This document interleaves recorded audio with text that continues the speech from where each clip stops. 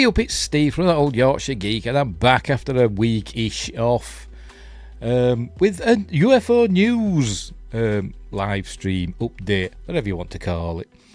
So that's what we're doing today. We've got a few articles to look at. Links are in the description for all those articles, and a video to watch at the end.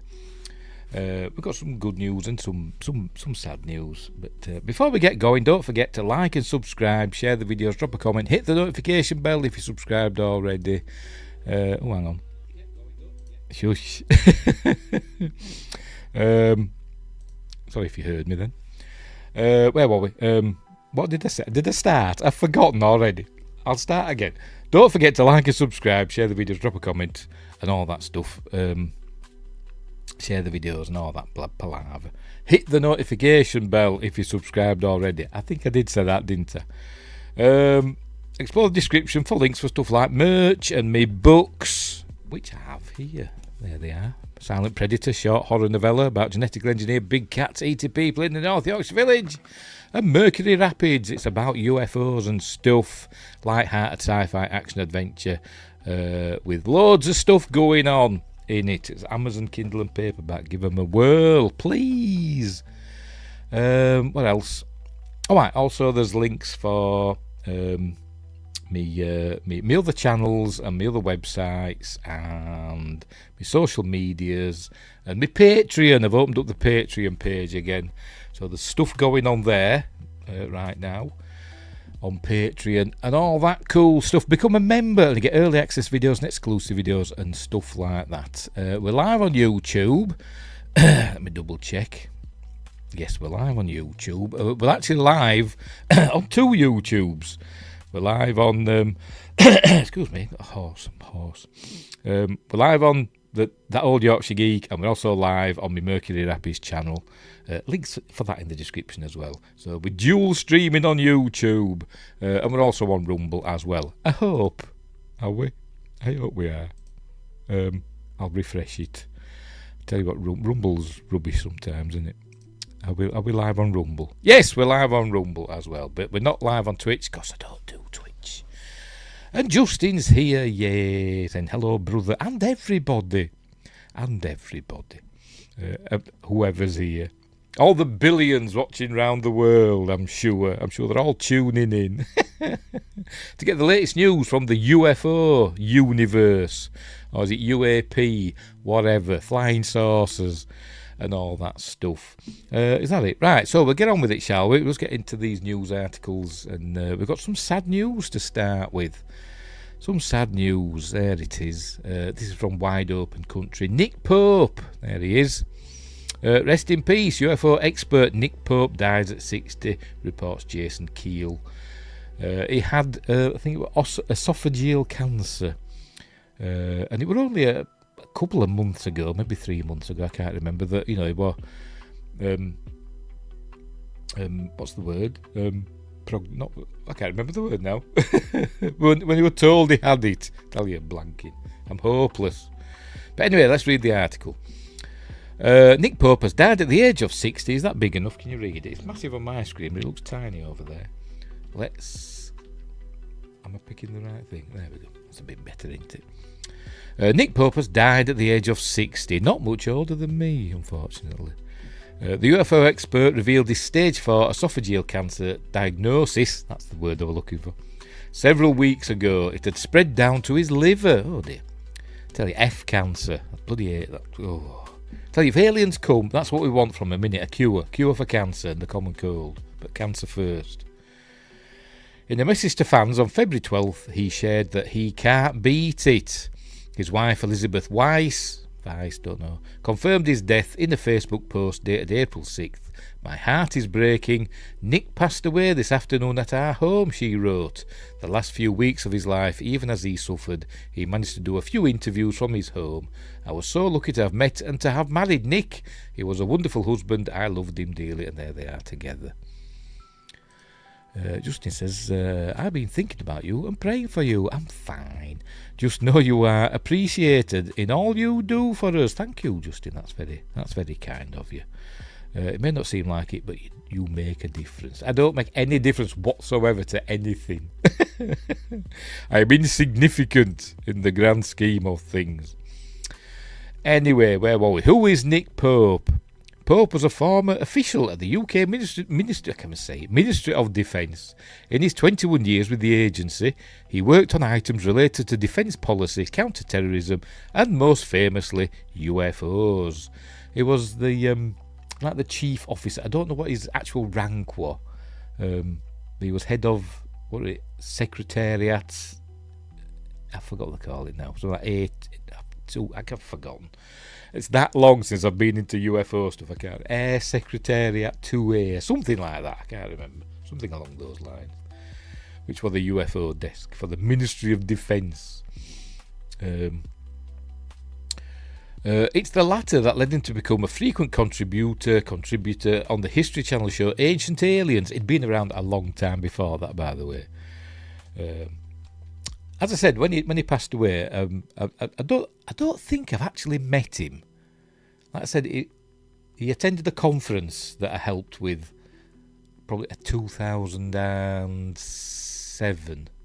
I think it was 2007, the Roswell 60 conference that I helped with. And he did a lecture for there. But I don't think I actually met him. I think I sat at the same table as him at the dinner afterwards. I don't think I never spoke to him or said hello or shook his hand or anything like that. But he all seemed like a really gentle fella. He had like a groupie that kept hanging around him. I think he got lucky that night, to be honest. A UFO groupie. But anyway, where were we? Ancient Aliens, one of the cable station's longest running shows. And it's still going. What season they on now? Season 26 or something like that. I think it is. Anyway, the programme explored how aliens may have influenced human history. Following his passing, the documentary show paid tribute to Pope on Facebook. By the way, he's also an author. He's written like fiction books about UFOs and stuff. I've forgotten what it's. I know he's done at least one, and I forgot what it's called. Operation something thunder. It's got something to do with thunder. I can't remember that.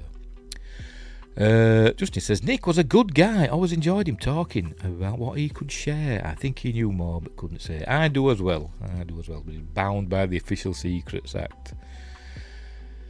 Anyway, following his passing, the documentary show paid tribute to Pope on Facebook. We are saddened by the passing of Nick Pope, who was a beloved member of the Ancient Aliens family. The message read, he challenged us to look beyond what we know and question what may be possible. He will be deeply missed. They'll be saying now there's an Ancient Aliens curse, because who else has passed away? I forgot his name. We were in the early seasons. Oh, what are we called now? Me and names. If you watch the early seasons, he had I think he was Irish, but he had this weird accent. And he was married to another researcher, who since his death has changed her name back to what it was before she married him. But anyway. I wish I could remember his name. But anyway, there's Nick. Right, even in his final years, Pope continued to work. He often moderated Ancient Aliens live events and also frequently appeared at conferences. Eric von Daniken passed away as well, so that's 3 into... I wish I could remember the name of the other fella. We're in a lot of the early seasons of Ancient Aliens. I don't know what he died of either. Anyway, it's on the tip of my tongue. I can see him. Fans appreciated his expert opinions on UFOs and other topics the show tackled. One fan wrote, always felt like he knew more. Did you write this, Justin? More than he was allowed to mention. He'll be missed by many. But it was his marriage to Weiss that he was most proud of. The couple celebrated their 15th wedding anniversary in February.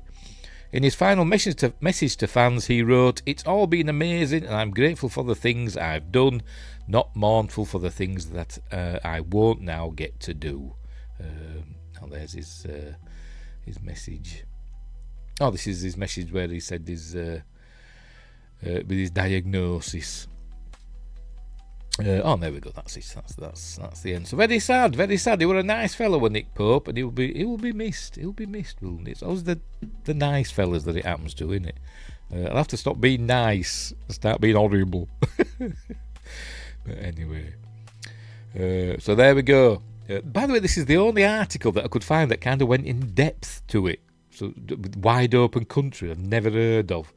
No other like news sites. They just like mentioned it in passing. UFO experts on ancient aliens has died. That were about it. None of them went into any detail apart from this one that I could find, which is very sad. Anyway, we'll move on to happier things. Sorry, I'm trying to think of that fella's name. Oh dear, he passed away, and I can't remember. I'm gonna look it up. I'm gonna have to look it up because it's doing me head in. What's the typing? Ancient aliens. What they call them? Star. I don't know what they call them. That passed away. Phil something. It was Phil something. Not Nick Pope. It said him. Phil. I will type Phil. Or Philip. See what that finds. Philip Coppens. That's the fella. Philip Coppens. There we go. Right, so that's the one we're thinking of. Philip Coppens. I'm seeing if it says anything about him. Wikipedia. There he is. Where's he from? He's Belgian. I thought we were Irish. I don't know why I thought we were Irish. He's Belgian. That's why I had a weird accent.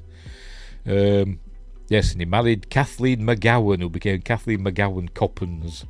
And now I think she's gone back to just Kathleen McGowan. But anyway. Because she sometimes pops up on Ancient Aliens as well.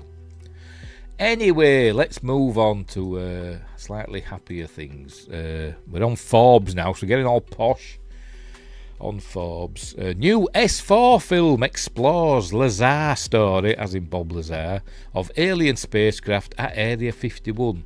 I think Forbes have been doing a few articles recently about Bob Lazar, because I came across an article that said, in the third part of my interview with Bob Lazar, I didn't even know there'd been other parts. So you have to have a look for it. Anyway, he's got a documentary. So Lazar discusses elements of his controversial past, but not just elements, not all of it. But we'll get to that. Including alleged work at Area 51. Technically not Area 51. I mean, the thing's called S4. But anyway. Where he says he was attempting to reverse engineer an alien craft propulsion system, says Jim Clash, contributor. Justin says, wow, Phil Coppens, yes, he was part of the early days. Cancer too, yes, F cancer. Took my mum, it did. Anyway. There's Bob Lazar. In his workshop, that he loves his workshop, with his United Nuclear Scientific Death Ray. That's what it says there. Oh dear. Right, off we go. Let's read this. By the way, I've seen the documentary S4, the Bob Lazar story. It's on Amazon. You can rent or buy it on Amazon. And it's good. I enjoyed it. But it left some questions unanswered for me.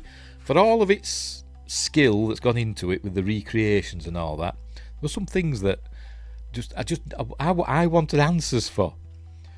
But anyway, we'll see what this article says, and then I will go into my things about my kind of a mini review of the documentary of what I can remember. Right, Bob Lazar is a self-proclaimed physicist who already that's having a little dig already. The first bloody sentence. Self-proclaimed physicist who claims to inside knowledge of Area 51 and alien technology. Whose claims exactly made him a popular figure in the UFO community. The movie S4, released on Saturday, presents his story as fact and uses visual effects to recreate his recalled experiences. Well, of course it presents his story as fact.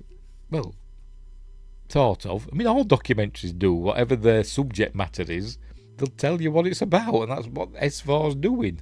They're not going to say, well, yeah, some documentaries are debunking efforts, but this obviously isn't. It lets him tell his story, essentially. And you make up your own mind, as with all things, don't you? Anywho, the 114-minute film is available on Amazon Prime Video, and it's not cheap. So it's cheaper to rent it, obviously, but it's not cheap to buy. It's important to note Lazar has provided no evidence of alien life or technology. Well, no, apart from his testimony. But anyway, researchers have been unable to confirm. Actually, he has provided evidence, but it's if people believe that, which it gets into in the documentary. He allegedly smuggled out. He managed to get a piece of element 115 out of S4. And he tested it with lasers and stuff. It's in the documentary. So he has provided evidence. But it's whether you believe that it is what it is. Anyway, researchers have been unable to confirm his education and employment at Area 51, and alien claims remain unverified by the US government. Well, of course it does. They're not going to just say, oh, yes, we know Bob. He was there. I wonder why he's called Clash. Jim Clash. Nonetheless, he has a devoted audience who believes the government is suppressing information related to extraterrestrial life. Where's my water? It's the extraterrestrial life and alien craft. Of course they are. Well, all governments suppress information on everything, don't they? They're never completely honest about anything. Put me water there. Can you see it? Is it below my camera? Yes, it is, right. I interviewed Lazar, 67, as in Jim Clash, not me. I'd be a rubbish interviewer. I've often thought, I should get people in my shows and stuff and interview them, but I'm rubbish at interviews and conversations, stuff like that. I'd just be nodding all the time.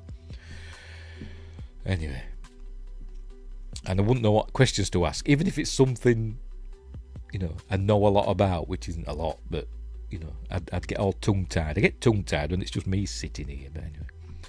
I interviewed Lazar, says Jim, 67, to discuss elements of his controversial past, including work at Area 51, S4, not Area 51, anyway. I suppose it falls within Area 51, maybe. I don't know. Does it? It's not Groom Lake. Area 51 is usually just called Groom Lake, but I know that's part of the Area 51 on the Nevada Test Range. So maybe S4 does fall within Area 51.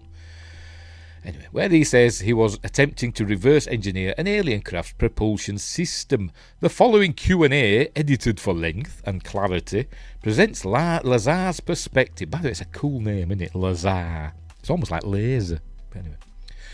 Presents Lazar's perspective with editorial notes highlighting claims that cannot be independently confirmed. This is the first of a multi-part series from a longer Zoom call. Right, Jim Clash. There have been Clash and Lazar. Bloody hell. There have been other movies made about you. How does S4 compare? Says Bob. There is no comparison. Luigi Venditelli. You reckon he's of Italian descent? I think he's Canadian. I think I've seen somewhere that he's Canadian, but he sounds Italian by his name, of Italian descent by the name, doesn't he? Do you reckon? Spent over 3 years back and forth with me trying to get the details correct. While it was being made, he really didn't show me anything. It's 9.8 out of 10 for accuracy. When you first saw the film, did it bring you back? Yes, but what really brought me back was seeing it in a 3D environment. When they put that headset on me and I walked around, I did feel like I was back at S4. I don't know if they mentioned that in the documentary. But I've seen other interviews with him where they've mentioned that it's a virtual reality thing as well. I don't know if that's available to the public or if it's just what they showed him. I don't know. But that'd be cool, wouldn't it? To say that the hairs on my arm stood up is an understatement, and there's a poster for it showing the sport model. If you watch, there's a YouTube channel called Area 52 run by Chris Ramsey. It's one of my favourite channels that I've discovered recently. It's been going for a while, but I've just discovered it recently. And he did an interview with Bob Lazar in the Skiff. That's his interview place. He calls it the Skiff.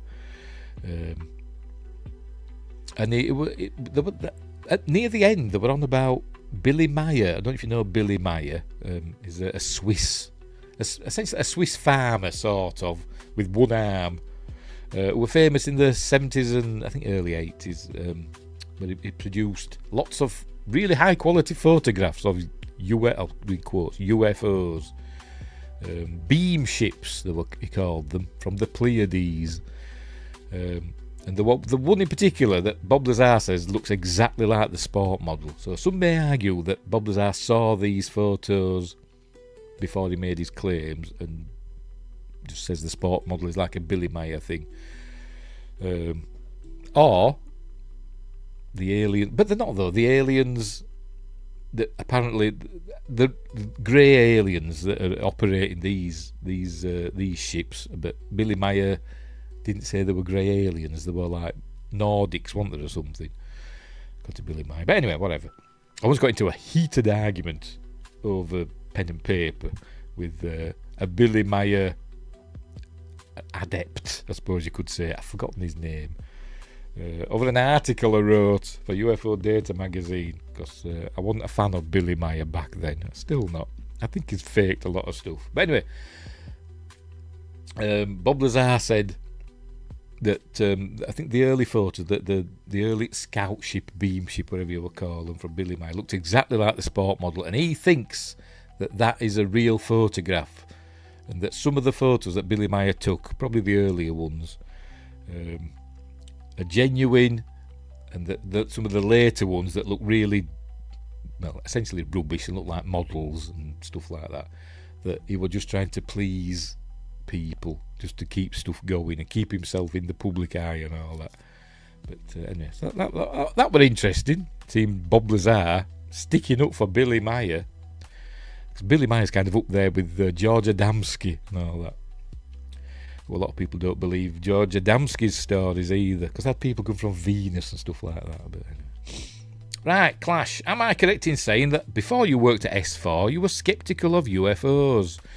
Yes, I thought the subject was ridiculous. If anything, you could call me a debunker. I mean, give me a break. Ha ha ha. I'm sure he did it just like that. Even when I first saw the craft, I was on the fence. In fact, I thought this explains all of the UFO sightings. The craft even had an American flag on it, which solidified the idea that it's just a new fighter we were testing. What people were seeing and all of that. It had a backwards American flag, and I'm not sure why. I think he said he doesn't know why it were backwards. But I saw a thing recently. What was it now? I think it was something to do with NASA. Maybe it was something to do with Artemis or something. It was like a NASA lab. Maybe they were making a probe or something like that. I can't remember, but they had an American flag in the background, and it were backwards and upside down. I thought, why? Is that to symbolise something? I don't know. Anyway. All I think of when they had the backwards American flag is that it's from the mirror universe. Who knows? Fighter they were tested. It made perfect sense to me, that is, until they said, we have to find out how this works. That's what threw a wrench into the whole thing for me. On your first day at S4, did they bring you in via the traditional Area 51 commuter Janet Airlines? Editor's note, details about Area 51 operations are not independently verified and reflect Lazar's perspective. Yes, absolutely. I went over to that. I mean, everybody knows the Janet Airlines take people to Area 51. People have filmed them landing there and taking off again. There's a YouTube channel called Uncanny Expeditions where he visits Area. No, he doesn't visit Area 51, but he's found places where he can see Area 51 and all that. And he's filmed Janet Airlines flights taking off and landing. Anyway, and the buses, blacked out windows and stuff going backwards and forwards and all that. Look it up, Uncanny Expeditions. Where were we? Yes, absolutely, says Bob. I went over to the tarmac at McCarran Airport. It's called something else now, isn't it?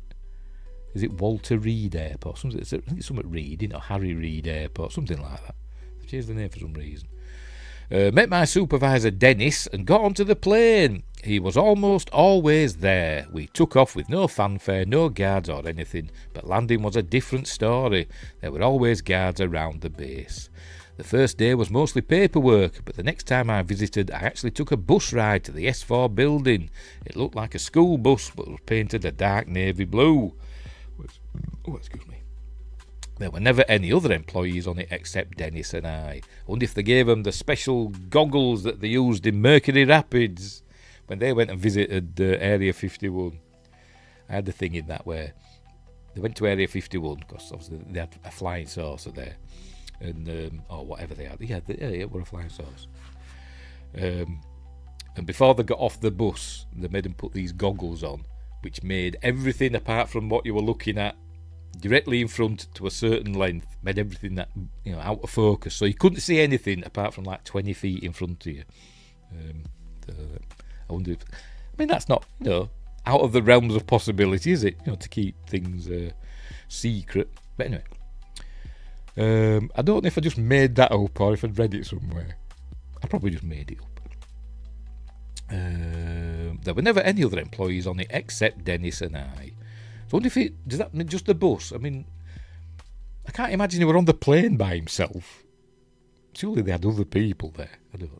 Anyway, you replaced someone at S4 being killed trying to reverse engineer an alien craft propulsion system. Exactly what you were hired to do. Any trepidation? Editor's note. I should have all echoey when I said this, shouldn't I?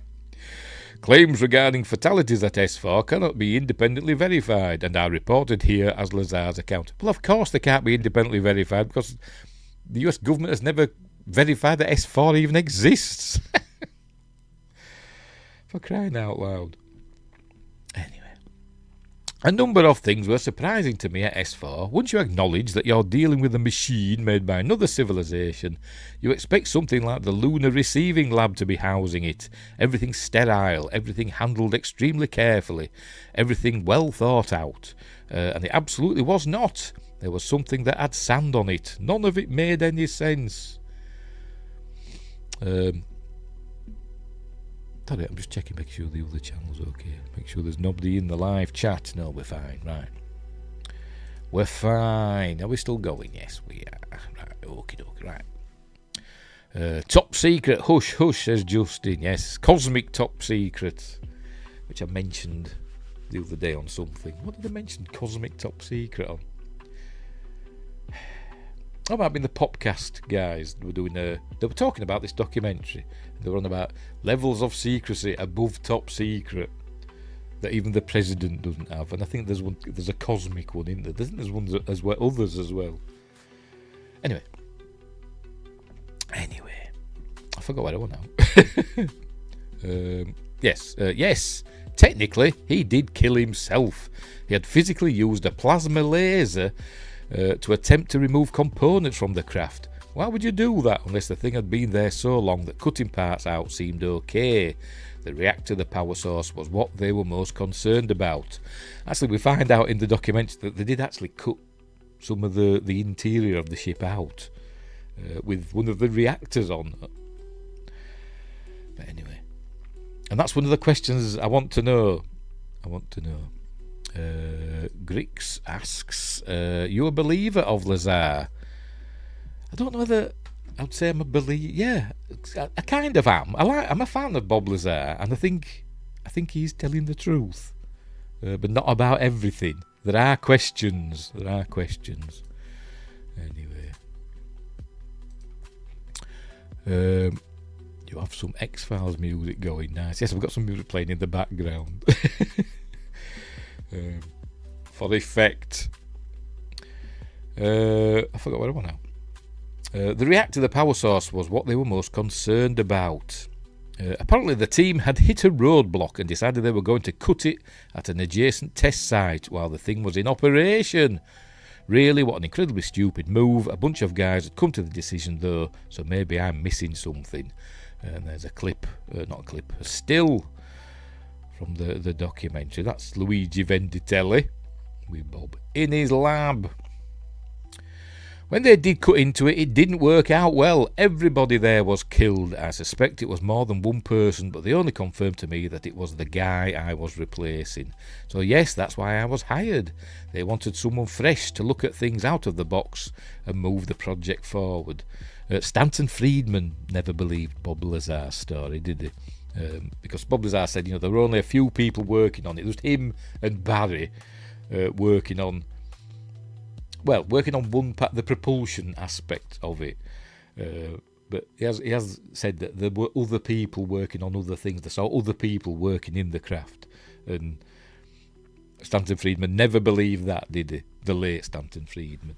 He always said, the government has more people working on mouse traps than two people.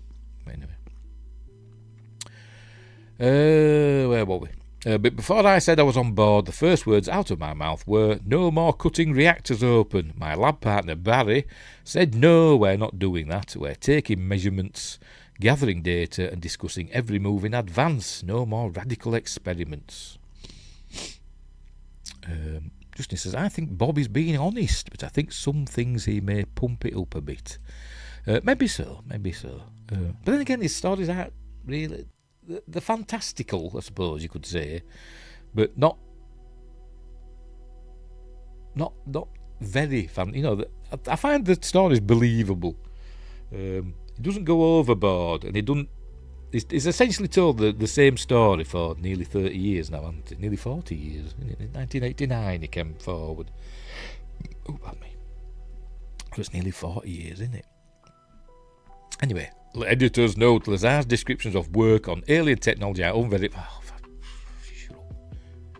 Is that it? Oh, right. I thought there was more to it than that. Oh, right. But anyway, right. So yes, it is a good documentary. We'll stop on that. Is S for the Bob Lazar story? There have been others. I saw one recently, and I can't remember who made it. But anyway, that was a good one.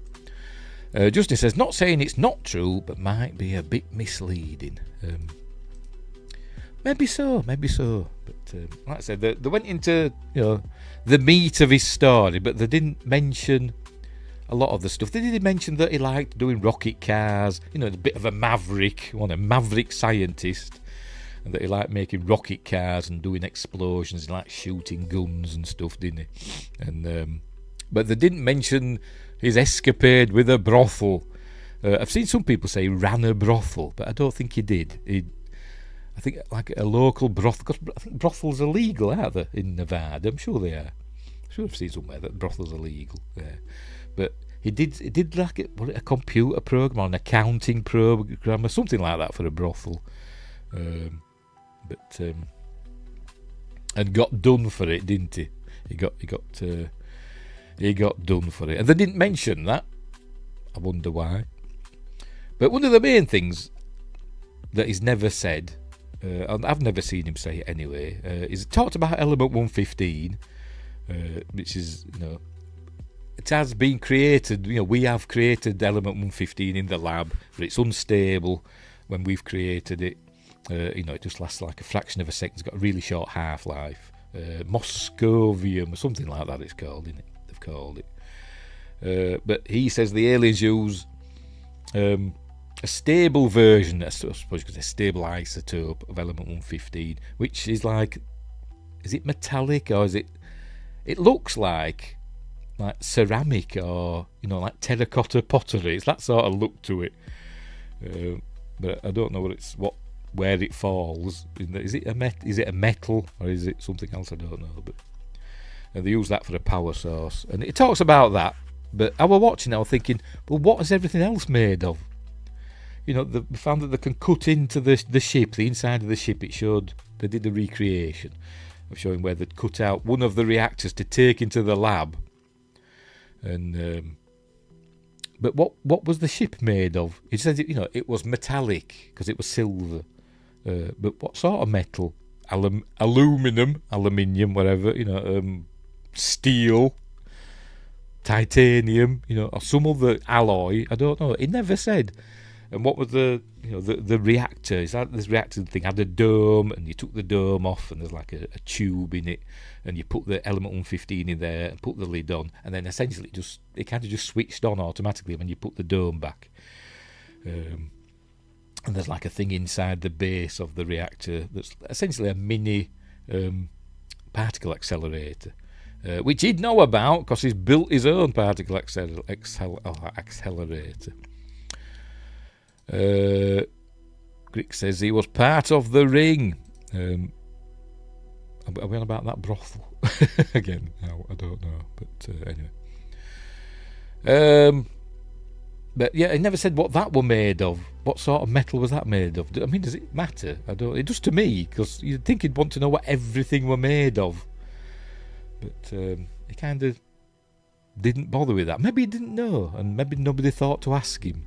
He didn't volunteer that he didn't know what it were made of. But anyway, he just said it was metallic. Also, there were screens inside. Essentially, the walls became transparent, so you could see through, could see outside. But from outside, it just looked, solid. But from inside, they became transparent, and then they had alien writing going up the screens and stuff.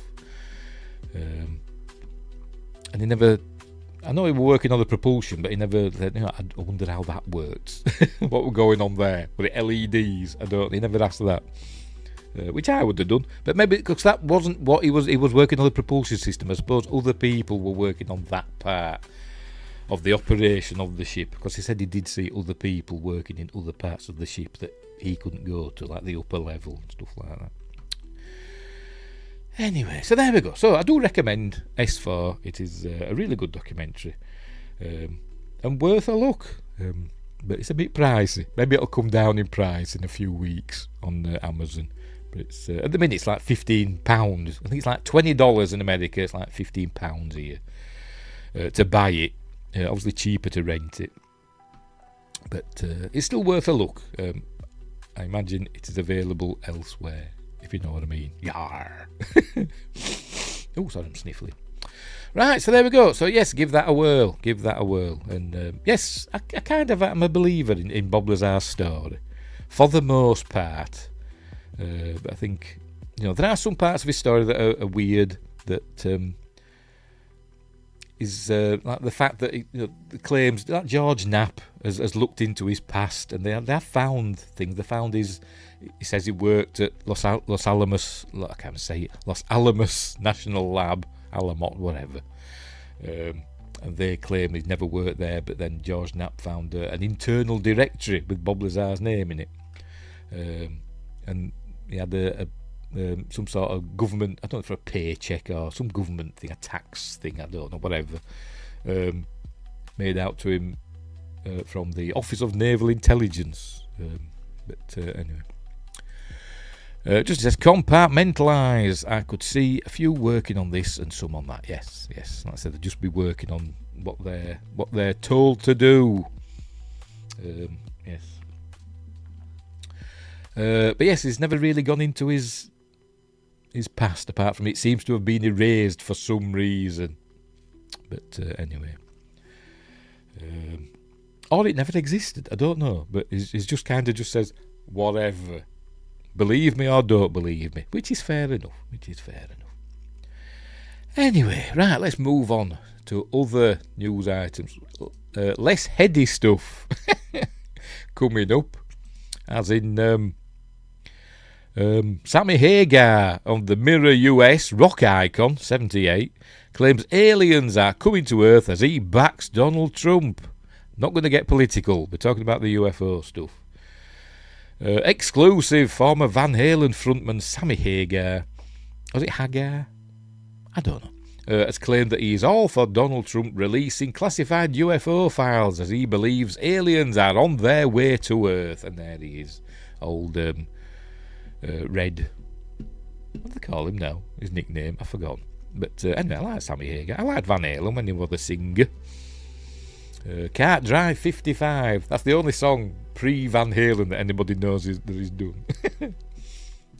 American rock icon Sammy Hagar He's telling the planet, get ready for first contact because aliens are coming to Earth soon. I bet he's got an album coming out called First Contact or something like that. I bet he has. Sammy, who has admitted to being abducted by aliens in the past, oh right, that's a new one to me, is confident that UFOs will soon make their first confirmed interactions with humanity. The multi-award winning singer-songwriter, which has got a link for some reason, has assured concerned religious groups that there is nothing to fear from the arrival of our galaxy-hopping pals. Sammy reflected on his belief that extraterrestrial life is not only roaming the galaxy, but monitoring what is happening on Earth.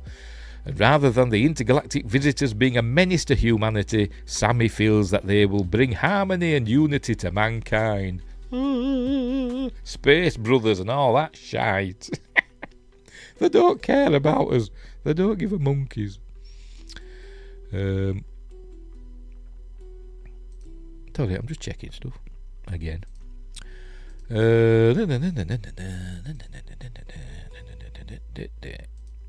okie dokie. I forgot where I was now. The 78-year-old Van Halen icon welcomes President Trump releasing classified files, which they haven't done yet, about UFOs so the public can have access to information he has already studied for years. Like I said, he said he was going to do it, but then he's kind of got busy with other things, hasn't he? But I don't. Has anybody checked? Is it aliens.gov? Is that doing anything yet? I think last time we checked it, didn't we? The government has set up aliens.gov and alien.gov. Let's see. No, says site still can't be reached. They'd bought the government had bought those domains, and there's still nothing on them. Passionate Sammy, who is about to head out on his first UK tour in July for 30 years, is adamant mankind is poised for positive changes. Sammy exclusively revealed, anyone that doesn't think it's real, get the F out of here. If you think we're the only life in the universe, you must think the Earth is all there is. Those stars out there, what do you think? Those are just lights somebody put up for us. They are pinpricks in the curtain of night. So I'm such a believer that there's no doubt, and I'm so open to it. It's so real, and it's coming. I predicted it with my song Cracking the World from 1977, featuring lyrics about his alien encounters. I've never heard of it, only know Can't Drive 55. You can call it science fiction, but it's my actual predictions about what's going to happen, what has happened, and where we're at. Cracking the World was written when we were on the cusp of Aquarius, astrologically. So when all the planets are doing what they're doing, it's coming. Have we entered the age of Aquarius yet? Some people, I've seen some that we've entered it, and that we entered it around about the millennium, but some people say it won't happen for another few hundred years. I'm not sure. Anyway. People are talking about it. It's open. There's pictures of aliens. People are ready for it. They just don't know how to quite announce it because religion's going to go crazy. But they shouldn't. It's fine. Half the Bible's based on UFOs and phenomena. People are ready for it. So I'm just telling you, I'm in. I'm all in. Bless him. In his 2011 memoir, Red, My Uncensored Life, he wrote that aliens tapped into my mind through some mysterious wireless connection after regular sightings of spaceships in his hometown of Fontana, California. Last month, President Trump vowed to direct federal agencies to begin releasing government files related to aliens and unidentified flying objects, pointing to what he described as a strong public interest in the issue, although he has become kind of distracted. In the social media post, Trump said he would order Pentagon Chief Pete Hegseth and other agencies to release the information, calling the matter extremely interesting and important. Excuse me. Sammy reacted, I'm totally excited, but I already know all of it. I've been studying that stuff for so long, it's really already been revealed to those like me who are looking for it and studying it and just digging for it. But they're going to reveal it to the rest of the people. No, they're not. And it's going to cause a problem. That's the crack in the world. It's like there's already a big divide. I hate the divide. And there he is. with his axe. It's one world and we need to all be together. Justin says, if aliens do show up, man, we will be so outmatched unless we have a few tricks up our sleeve. Just hope they're friendly. By the way, can you read that? Looks a bit small, doesn't it? So I'll make it bigger. I bet we're nearly the end of the article now. I forgot to check. Music is the best bet for bringing it all together. It's been watching Close Encounters, hasn't it? But I got to tell you, though, when they announce it, it's going to cause some religious fanatics to say it's evil and it's the devil. Well, yeah. And those people who are going to be standing up for it say, no, it's not, it's God. That's going to really cause the crack in the world. The big, well, it could be God. It could be like in the Fourth Kind, those aliens in the Fourth Kind. They claimed to be God, didn't they? Sumerian gods, apparently. Hippie Hagar, says Justin. The big divide is coming, and it's coming this year, and I'm ready, I'm all in, Sammy added. I'm going to be so excited that it's going to be hard for me to be calm, but I would honestly say trust yourself, trust God, your God, my God, it's the same thing. Just feel this and see that this is life changing. This can save the planet. But all these blooming quotation marks, but anyway. This can dissolve wars and hunger. We would hope so, and cure cancer. The technology that this stuff can bring is good for everyone. Please just give it a chance. I'd ask them, please give it a chance. I'd pray with them. Let's pray for God to show us. He'd make his mind up about religion. That's what religious people, they're always thinking God's going to come and show them. Well, let God do its thing. Don't sit there and go, that's not God. What's he on about? Well, wait a minute. I don't know what the devil looks like, man. Yes, we know what the devil looks like, don't we? He looks like Tim Curry in Legend. Justy says, I respect the aliens, but they have to earn my trust, and same with me earning their trust. Well, yeah, don't be like V, do we, where we're just welcoming them with open arms, and they turn out to be eating us and stuff and nicking our water. Don't want that, do we? Where were we? I don't know what God looks like. Give it a shot, brother. That's all I could try to do. I would hold them. What's he talking about? I would use love, the power of love, to just say, no, it's okay. I'll protect you. If you're scared, let me protect you. I don't know. I'm so passionate about it. You sound like you're just not making sense, Sammy. It sounds like song lyrics. I bet he had the guitar in his hand when he was saying that as well. I would use the power of love. Wow. Just say, no, it's okay. I'll protect you. See, I could be a rock star, couldn't I? Sammy is excited to be heading to the Best of Both Worlds tour in the UK. Oh, that's not about the Borg. Because of the country's strong connections to the supernatural. I love every freaking second of that stuff. All these hills have those markings and signs of that phenomenon. I'm guessing he's talking about like the white horse. What do they call it now?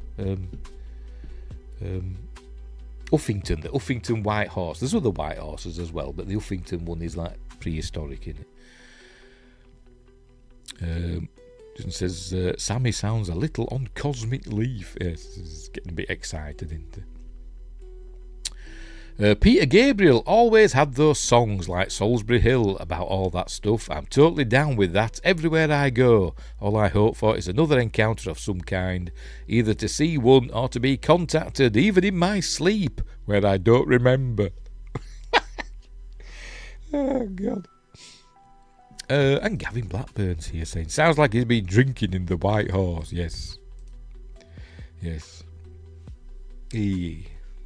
A white horse walked into a pub, and the barman says, we got a drink named after you. Says, what, Eric? Hey! Hey. Anyway, where were we? But I've had so many drinks that I probably don't remember, but I do have the ones that I do remember, and when I woke up and caught it happening, it's the highlight of my life. I just love it.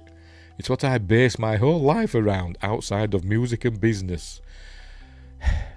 I'm reading books or watching shows about it or talking with other people about it, listening to the podcast, he added. I can't wait to cross the Atlantic with the best of all worlds band. Fans in the UK and Europe have waited a long time, and so have I. We have such great players. This band, it's good, and we do it every night. That it, right. Bless him. He's excited about it. So, there we go. Oh dear. So, Sammy Hagar is a believer. He's a believer. I'll have to look up that song. I forgot what it was called now. Cracking the World. I'll have to look that up. And check the lyrics out.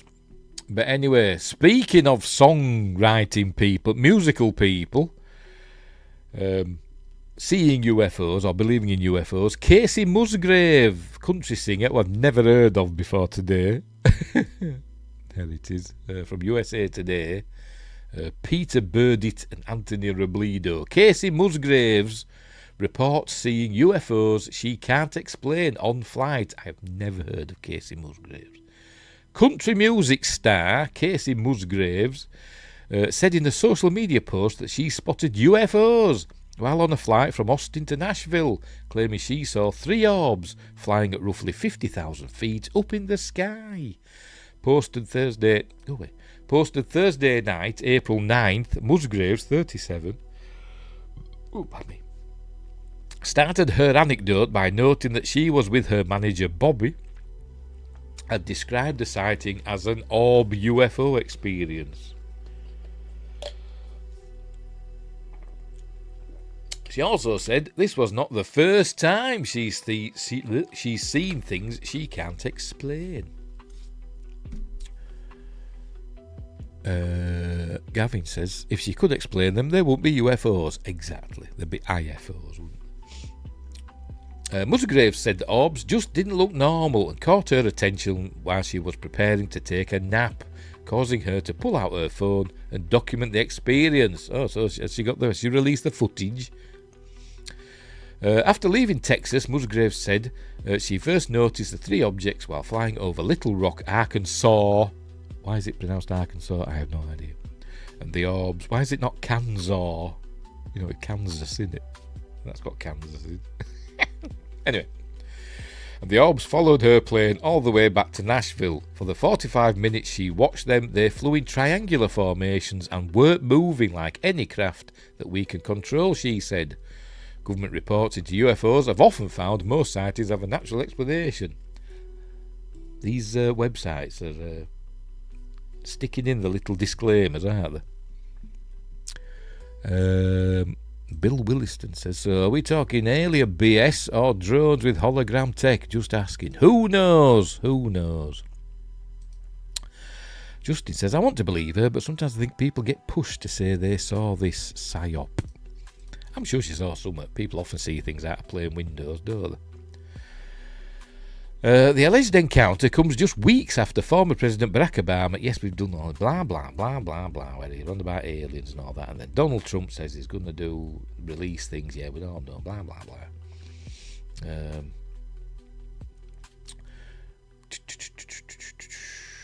Then just talking about her album. Is that it? That would be done. Yes, that's it. So just talking about an album she's got coming out. It's always an album.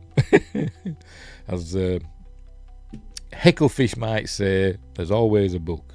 Or if you're a musician, an album. But interesting, but where is the footage? I don't know. Does it say there? Let's have a look. There's a link for a social media post. Does she have the footage on her Instagram? See this story? Oh, for Pete's sake.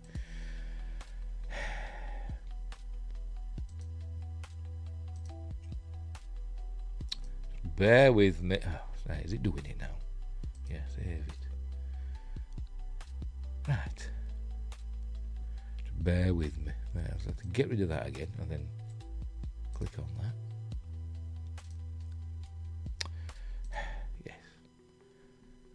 Yes. Right, we're on Casey Musgrave's Instagram here. Not that you can see it, but I'm pressing the wrong button. What have I done? I've pressed the wrong button. I'm stupid. There we go. look at the next one. There we go. I'm waiting to see if there's any footage. There's no footage of this UFO yet. I don't think there's going to be either, is there? Just horses. No. So why don't you put the footage on thingamabob? Instagram. Anyway, Bill Williston says, how do they pass through the firmament? Maybe they know the password. Gavin says, I saw aliens, buy my album. Yes, exactly. Evening all, hope you keep the fear away.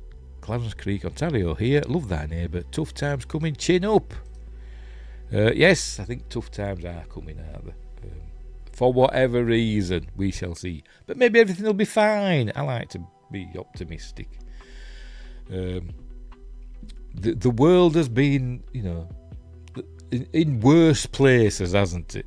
Every time something bad starts happening or troubles are brewing, it kind of calms down after a while, doesn't it? But anyway, we'll see. But anyway, so there's Casey Musgrave. So not only, what's his face? I forgot his name already. Sammy Hagar is on about UFOs. Casey Musgraves is as well.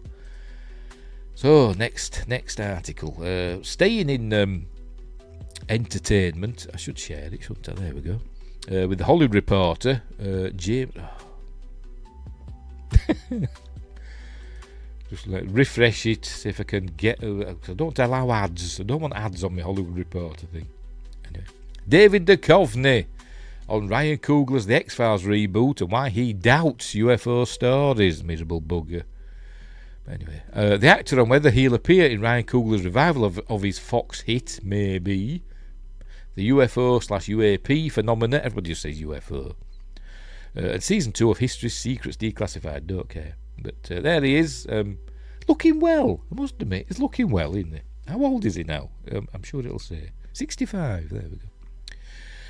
Right, it's refreshing when you see him on Zoom that despite the years, David Duchovny still looks, sounds, and overall feels just like David Duchovny. He does. He looks well, doesn't he?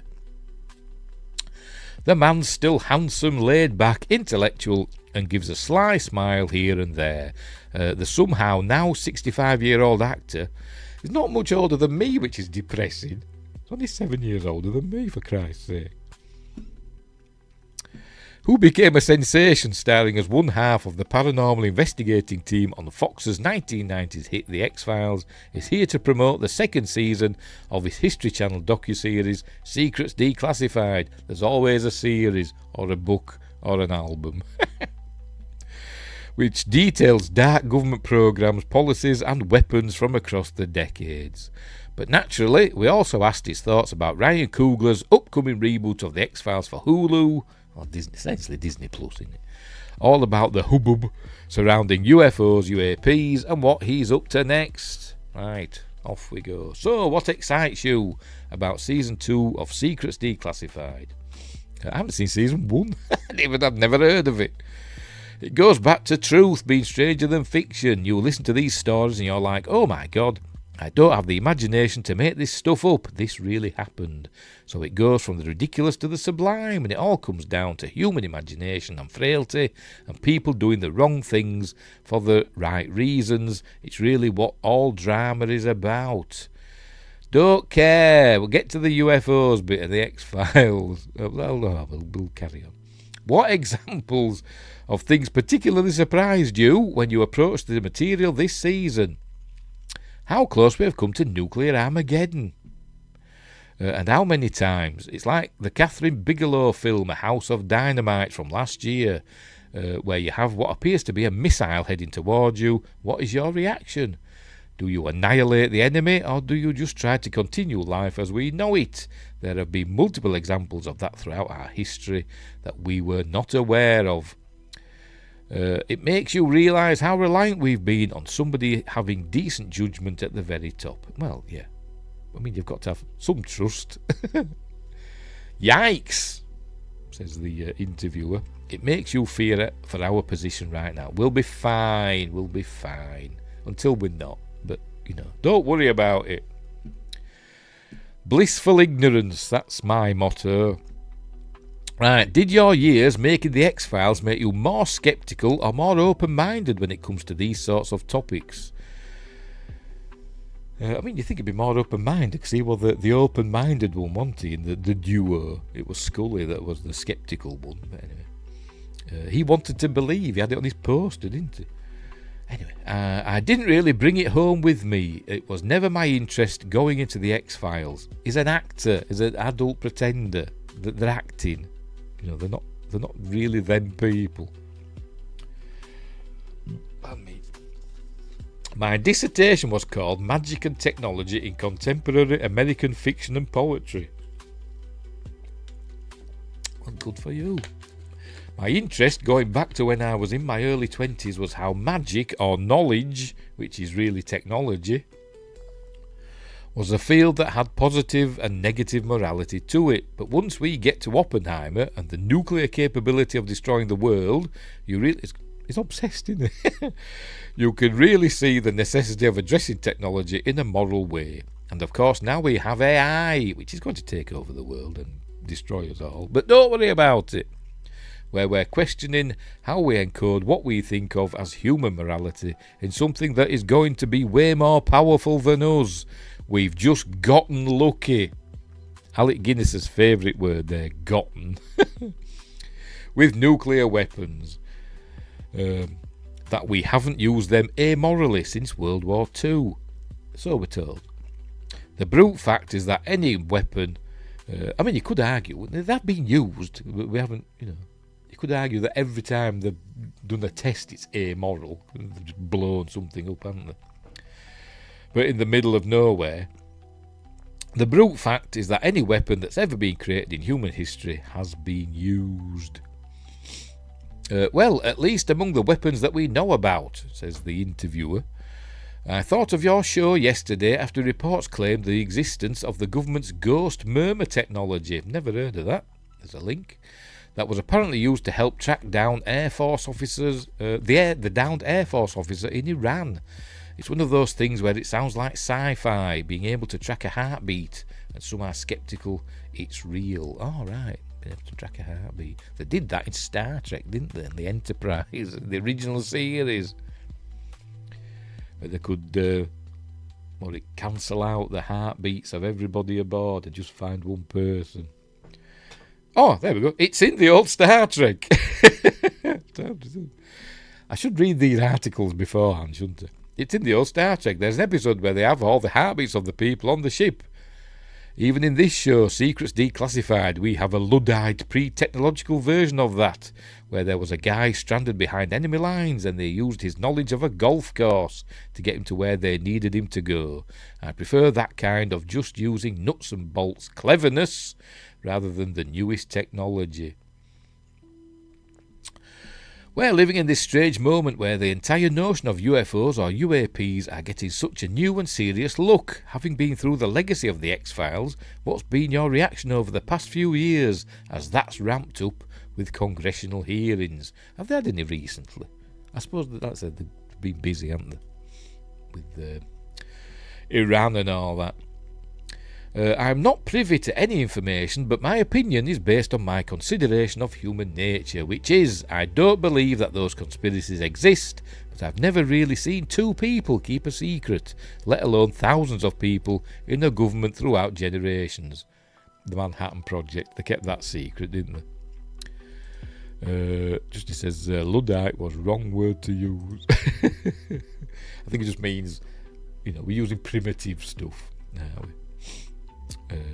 Rather than what they used in Star Trek. Or this ghost murmur technology, which I've never heard of. Well, what was I saying? Oh, yes, it's saying, two people can't keep a secret. Yes, they can keep it. If they need to keep a secret, they can keep a secret. There may be rumours of stuff, but if you can't prove it, it just stays a rumour, doesn't it? I'm sure there were murmurs out there of, when the Manhattan Project were going. I'm sure there were murmurs of what were going on, that some people knew about, but it were never proven on it until it was revealed. Same with the stealth bomber and stealth fighter. People didn't know about that. People were seeing these weird planes flying about and they didn't know what they were. And they've been going for like 20 years or something like that. Because there were, I remember once there were a stealth bomber. Is it the B2? It's the B2 stealth bomber, isn't it? They won at an air show, and I didn't see it, but I saw somebody that said they'd seen it, and there was like a plaque describing it. It was there. You couldn't go up to it, but there were a plaque. You could look at it, take pictures of it and stuff, but not the engines for some weird reason. The backer part of it, you couldn't go around to take pictures of the engines. But there were a plaque, and it's talking about the engines for the plane and being installed in something like, I'm sure it said something like 1968, the 60s. I'm sure it said that. But the plane, were built in the 80s. No, hang on, what was it now?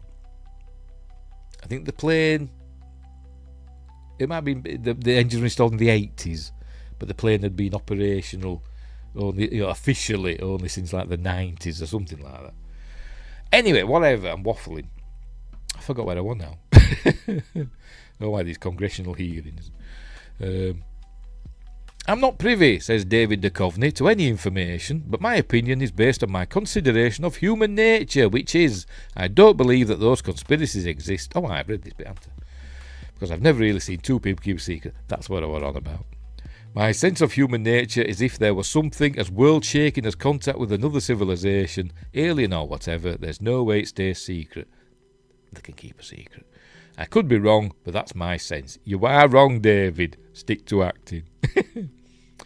Do you have a theory as to what is going on with these sightings? There are all sorts of theories, from top-secret programs, foreign technology, to deliberate government misinformation, or all of the above. That's what puts us in the bad position of believing in conspiracies. We want to know, right? And the best story is there's a bad guy or there's a bad alien. If there's one simple thing, we can grasp that. But the more likely, and I go to Occam's razor all the time, simpler explanation is usually the best one. It's aliens, that's the simplest. The more likely explanation is just the world is mysterious and there are things we don't know. But that's not an explanation, is it? We're just hairless apes doing the best we can to try to figure it out. I mean, that's not taking Occam's razor, is it? The world is mysterious and there are things we don't know. Of course there are. There always will be. Anyway, David sounds like the cigarette smoking man, says just, yes he does. I mean, is he his son? Was Mulder really the cigarette smoking man's son? I can't remember, was he? It was suggested, wasn't it? But I can't remember if he actually was. Anyway, of course, I have to ask your reaction. Or was he the father of his sister? I don't know, I've forgotten. It's been a while. Of course, I have to ask your reaction to hearing about Ryan Coogler's X-Files reboot, which I'm not looking forward to. He says, I wish them luck. It's a great frame that Chris Carter came up with all those years ago. A believer and a non-believer tackling these mysteries. She ended up becoming a believer, though, didn't she? Did Scully by the end. She kind of became the I want to believe. When David Duchovny left for a couple of seasons, didn't they? They got Doggett and Reyes in. Scully kind of became the believer, and it was Doggett that was the sceptical one, wasn't it? Anyway, I always thought it was endlessly generative. It really comes down to the writer's room for me, because we had great writers. We had Vince Gilligan, the Morgan brothers, Howard Gordon, Darren Morgan, and others. We were blessed to have a writer's room that could generate 20 to 25 movie ideas. Final Destination, the movie, was going to be an X-Files script. Just says, it was implied, but after season 6, show kind of changed a lot. It did. He didn't want to be in it much, did he, after that? Because they'd done a movie and he thought it were a movie star. I'm not going to insult something like The Pit, which I've never seen, because that's great television. But the X-Files was a movie idea every week. So I hope Ryan doesn't have to do 25 episodes. No, he won't. He'll do 10. Oh, yeah. I don't have to do 10 or 12. It'll be 10. And I hope he's got great writers. I'm sure he hasn't, because that's really the key to making that show work. Gillian Anderson suggested in an interview that she read the pilot script. Have you? No, I haven't, he says. I've spoken to Ryan and I have a general sense of what it is, but I haven't read the script. Have they asked you to appear? There have been talks about certain things, but there's nothing concrete at this point. But he wouldn't say either way, would he? David did do a few good movies. Evolution, or Evolution, however you want to pronounce it. He did that. I enjoyed that. I thought that was a good film. I don't know what else he's done. I can't think of anything else off the top of my head. But anyway. What did he do? He did that Californication and Red Shoe Diaries. He kind of did like soft core, cheeky stuff for TV, didn't he, for a while? Anyway. Where were we? Hypothetically, what would be your feeling about stepping into that character again should the opportunity present itself? I mean, he did it recently, didn't he? They had that, the resurgence of the X-Files for 2 seasons they did. Which were okay. They were fine. I didn't mind them. But it ended on a cliffhanger. And I don't know why they haven't done any more. But anyway. I don't know what the world of his show is. I don't know if my character exists in that show. It's all hypothetical to me, so I can't really address it. You have a few projects coming up. Is there one you would like to tease that you're especially excited about? Blah, blah, blah, blah, blah. We don't care, do we? So that's it. I think that's it. Yes, it is. We don't give a monkeys about what he's doing. Got to work with his daughter. Yeah, okay. So there we go. He sounds a bit of a miserable curmudgeon to me. It looks like one as well in that picture. Looks a bit like Alec Baldwin, doesn't he? Alec Baldwin. Anyway. So, yeah, he's on the wall. I think he's non-committal. That's the feeling I got from it. He doesn't want to be, forced one way or another. Just as that California movie with Brad Pitt was very good. Did that other show for years. I've not seen it. Right, so there we go. Yeah, whatever. Is it going to be in the X-Files reboot? Who knows? He wouldn't say if he were going to be in it, I don't think. But I wouldn't be surprised if he is in it, or if it's at least mentioned and we see a picture of him. Well, not even, but Fox Mulder. But we'll see. But I'm not looking forward to it, to be honest. I think it'll be rubbish. I do. I think it'll be rubbish. I think it'll be, I'm going to say it. I think it'll be racist. So there we go. Justin says the 2 seasons of the new X-Files was okay. Kind of messed up the law. It was like they were trying to bring it to a conclusion, so to speak, wasn't it? An exciting thing where, they were getting abducted and stuff. And then it just ended, didn't it? It just ended. Anyway, right, let's move on to the next article. What's the next one? Right, here we go. Congressman, I better share it, haven't I? Here we go. Congressman Tim Burchett says aliens are real and there's been human contact. And there's people talking. Right, go away. Representative Tim Burchett says a member of our government has told him extraterrestrial beings have visited our planet, travelling on an otherworldly craft, and made contact with humans. The congressman from Tennessee joined us on TMZ Live Monday, and we asked him about aliens, and he didn't hold back. So I'm guessing is this... We'll not watch that because it's... how shall we? Shall we just watch this and sod it? Yeah. Get into... I'll go back a bit. What did you see now? I guess it would be about 2 weeks ago. That was very alarming, the way you said that, at least. Yeah, well, because of the circumstances and where it was, I can't get into too much specifics, but it was elaborating on some stuff that we'd asked for, and it was important to get this person in a secure setting to where we could ask him these questions. And there was somebody in the meeting with us, one of my colleagues, I guess you'd say, was basically there just to kind of upset the apple cart.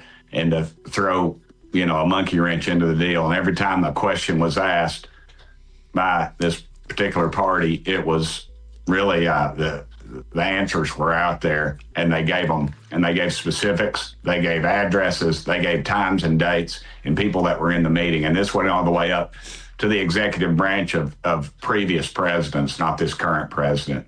So there have been different reports over the years. Some reports that there have been pieces of machinery that were found that did not seem earthly. And then there have been reports about life that is not earthly. Which one of those two, you say aliens, are you talking about? A form of life that is not earthly, or just something mechanical that's not earthly? I'd say you'd be safe to say both. The way you described this, whatever happened at this meeting, this briefing that was happening, was there something that if we knew, we would feel that we are in danger? You said you wouldn't sleep at night if you knew the things that I saw in these briefings. Yeah, should we believe that? That's the part where it seemed alarming. I don't think we're at danger of this. I mean, if these things exist as I think they do, they could have destroyed us with a blink of an eye. I just don't see that, and I think that's. I just think, but I do think they have the technology and the capabilities of something that we can't understand or we can't grasp. What I want to make sure I'm understanding is a member of our government has told you and others, I guess, that there is a form of alien life and machinery which maybe brought this living creature here that interacted in some form with people? Yeah, they have, and they've. It's pretty wild. I know, but I'm just telling you, I'm not going to lie to you. I'd take a lie to you. You won't put me on a polygraph, I'll take it. But this is what the guy told me. I mean, I've had a very high-ranking naval official describe. I've talked about this before. Underwater craft, something big as a football field, moving at over 200 miles an hour. And there's no fish in the ocean that would do that. We don't even have a sub that'll probably do 40 miles an hour under the. And the last thing he said before he left my office was, it was kind of weird because he didn't go out he went out the side door, which nobody ever uses. And he looked at me and pulled me up close. He said, "Tim, they're real." And that's the last thing he said to me. That'll be the title of my book, I guess. Matt Gaetz was involved in something here just recently. He was interviewed and he talked about this interbreeding thing with. We saw that. We saw that. Well, that's a true story. That was military personnel. I think that would be a good story to talk to him about if you all can do that. Right. He says he learned that from someone in the military. Yeah, absolutely. It was a guy, it was an officer in uniform. Yeah. And Matt and I and Representative Luna, we all went down to Florida, and we were turned away. And then Matt made a phone call to somebody at the Pentagon, and all of a sudden they opened the doors and brought the pilots in that were supposed to tell us the story in the first place. And he can probably elaborate a little bit more on that. But that was pretty fantastic. That was a made-for-TV special right there in itself. Oop. I've pressed, something's happening. We'll mute it just in case. Right, so there we go. This article will probably just repeat what we've just seen. Go away. Right, Representative Tim Burchett says a member of our government has told him extraterrestrial beings have visited our planet travelling on an otherworldly craft and made contact with humans. 3 exclamation marks. Is that big enough? Make it bigger. It's massive for me. Anyway. The congressman from Tennessee joined us on TMZ Live, Monday, and we asked him about aliens, and he didn't hold back, as we've just seen. Although he kind of word saladed it a bit, didn't he? It used a lot of words without saying anything, but then eventually did. Anyway, Representative Burchett said he has had multiple government and military officials tell him extraterrestrials exist. It sounds out there, but he insists it's true. Don't go running for the hills, Representative Burchett says there doesn't appear to be any danger to human life. After all, he says their technology is so advanced and so far beyond our comprehension that these life forms could have wiped us out long ago, and we're still here. There's images from the leaked or declassified. That's the gimbal and the tic tac in it. Plus, Tim says he's willing to take a lie detector test to prove he ain't BSing when it comes to UFOs. I thought he said he wouldn't. I don't know. Anyway, watch the full clip to learn more, which we did. Thanks for keeping it real, Tim. And then, have we got any comments? It says view comments. I'm just curious. No. No comments. Right, so there we go. Yeah. Tim Birch, I've seen it's been in the news a bit recently, in the UFO news about this. No, there's obviously there must be other people there. Nobody else has come forward, have they? So who knows? They're talking about like hybrids and stuff. They're talking about hybrids, which they did mention, didn't he, in the video, hybrids.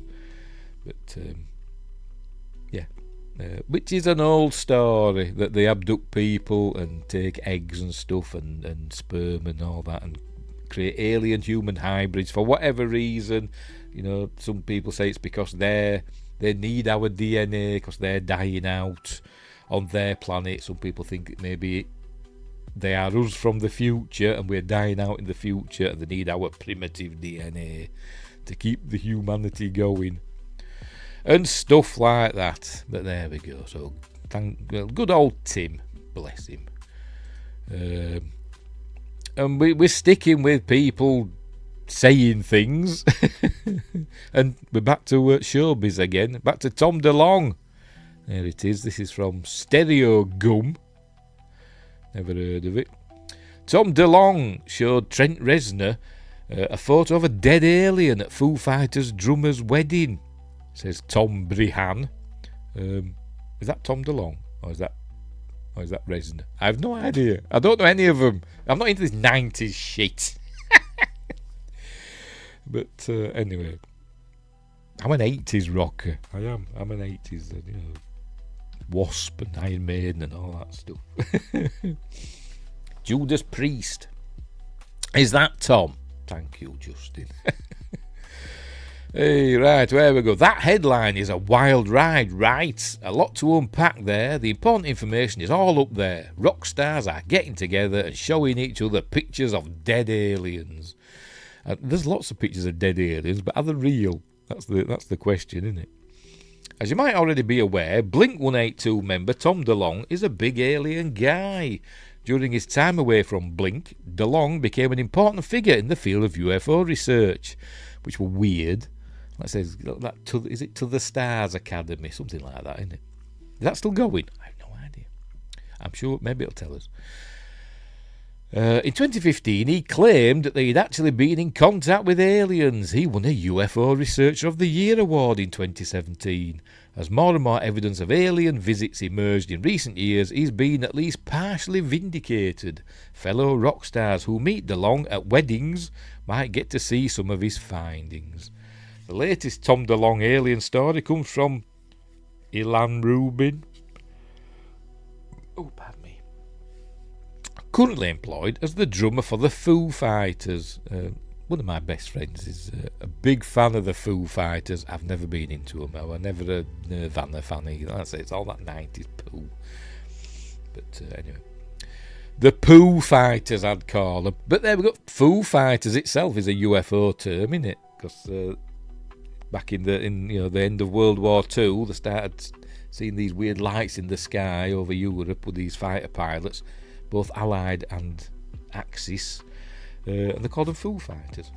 Anyway, last year Foo Fighters fired drummer Josh Freese and hired Rubin, who was in Nine Inch Nails at the time. In turn, Freese joined Nine Inch Nails, so they've done a switch, thus completing the great 2025 drummer swap. A few days ago, Rubin appeared on the podcast Go With Elmo Lovano. There's loads of podcasts in there now. Everybody's doing podcasts now in fancy studios. So everybody wants to be bloody... I forgot his name. Him. Anyway. Joe. What's his name now? Anyway, you'll tell me. The biggest podcaster in the world. A few days ago, Ruben appeared on the podcast with Go with Elmo Lovano, and he talked a bit about the drummer swap story, making it sound businesslike and low drama as possible, a matter of contracts ending and opportunities presenting themselves. He also told his Tom DeLonge Trent Reznor story. Right, here we go. Hill and Ruben got married a few years ago when he was still in 9 Inch Nails. Ruben has been in DeLonge's side project Angels and Airwaves since 2011. So both DeLonge and Reznor were at his wedding. Here's what he had to say. We finally get down to the reception, and the first two people I see are Tom and Trent. And Tom's a really tall guy, and he's just hovering over Trent. His phone's out, and I know how this goes. Hey, check this out. And I'm thinking, what is he possibly showing him right now? I go straight up to them, and I'm like, hey guys, how's it going? Tom's like, dude, congratulations, I'll see you, I'm gonna get a drink. I bet the accent's spot on. I was like, Trent, what's going on? He's like, that dude just showed me a dead alien. So there we go. That's it. That's the whole story. Got an entire article about it. That dude just showed me a dead alien. There we go. That's like Rogue One being made from that line in the crawl from Star Wars, isn't it? That's it, the whole story. I know this happened a few years ago, but I'm even more excited for the 9 Inch Noise record now that there's at least some chance it was partially inspired by looking at a dead alien on Tom DeLonge's phone. Here's the full episode, which we won't watch. Is that it? Oh, there we go. So, what's his name? Ilan Rubin has seen a dead alien. No, it wasn't. It was Trent Reznor. Trent Reznor's seen a dead alien. Very good. I've seen lots of dead aliens on pictures, but are they real? Probably not. But anyway. Right, moving on. What's next? I will tell you. I think it's going to be... there we go. Right. Next up, from the Hindustan Times. An erstwhile publication, I imagine. Who are the 8 scientists and military figures with alleged UFO ties? Oh, excuse me. Who went missing or died? What we know, because this has been in the news recently.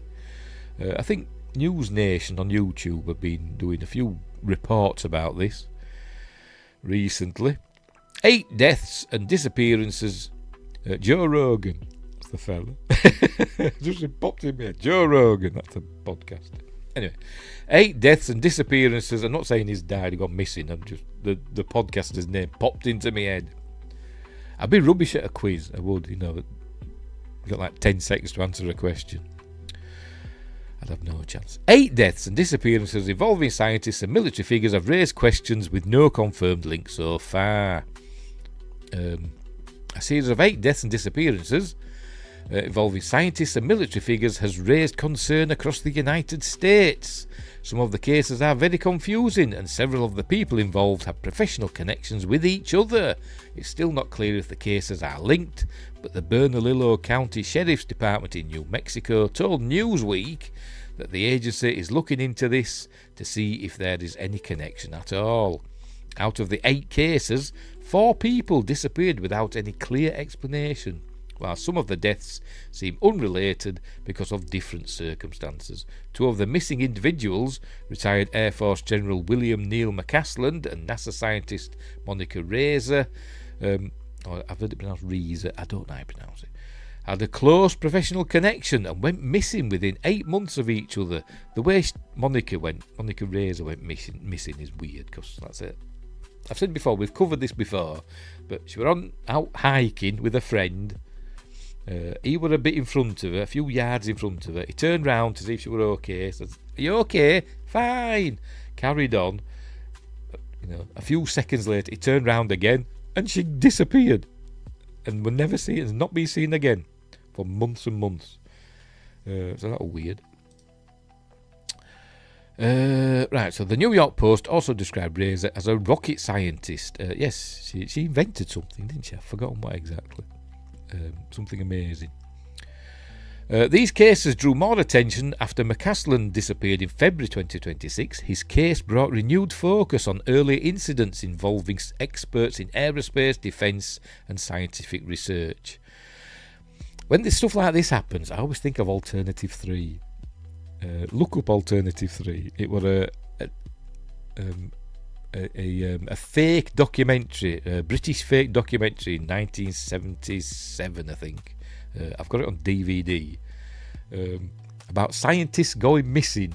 They've got the brain drain, saying that when British scientists had moved to America or other countries because they were getting paid more, but it turned out some of them were just going missing. And this documentary said they were being sent to Mars, the Moon and Mars and these bases because the Earth were going to die and all that. It's really good. It's really good, this Alternative 3. And for some reason, this reminds me of that. Anyway. Fox News' Will Kane also spoke about the situation, saying that the missing and deceased scientists had worked with sensitive information. Right, who are the 8 people?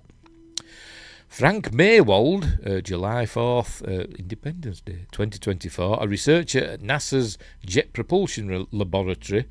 Maywald died in Los Angeles at the age of 61. No cause of death was disclosed. Did they have to? I don't know. But anyway. Anthony Chavez, May 4th, 2025, a former employee at Los Alamos National Laboratory. Chavez vanished and his whereabouts remain unknown. Monica Reza, June 22nd, 2025, a NASA scientist who went missing during a hike in the Angeles National Forest, reportedly disappearing just yards from others in her group. Reza had previously worked on a government-funded rocket materials project overseen by McCaslin, according to reports. Detectives told Newsweek in March 2026 that they were still assessing whether her case is connected to McCaslin's disappearance. Melissa Cassius, June 26, 2025, an administrative assistant at Los Alamos. Cassius disappeared from her residence. Her mobile devices had been wiped at the time of her disappearance. That's a bit sus, isn't it? Jason Thomas, December 12th, 2025. A researcher at Novartis, which I've never heard of. Thomas went missing in December 2025, prompting a search that ended when his body was recovered from a lake on March 17th, 2026. Nuno Loureiro, apologies. December 15th, 2025, the head of MIT's Plasma Science and Fusion Center. Bloody hell. Loureiro was fatally attacked at his home in Brookline, Massachusetts. Oh, excuse me. See, the head of MIT's Plasma Science and Fusion Center. Bloody hell. That sounds heady, doesn't it? Had they made a breakthrough, one wonders.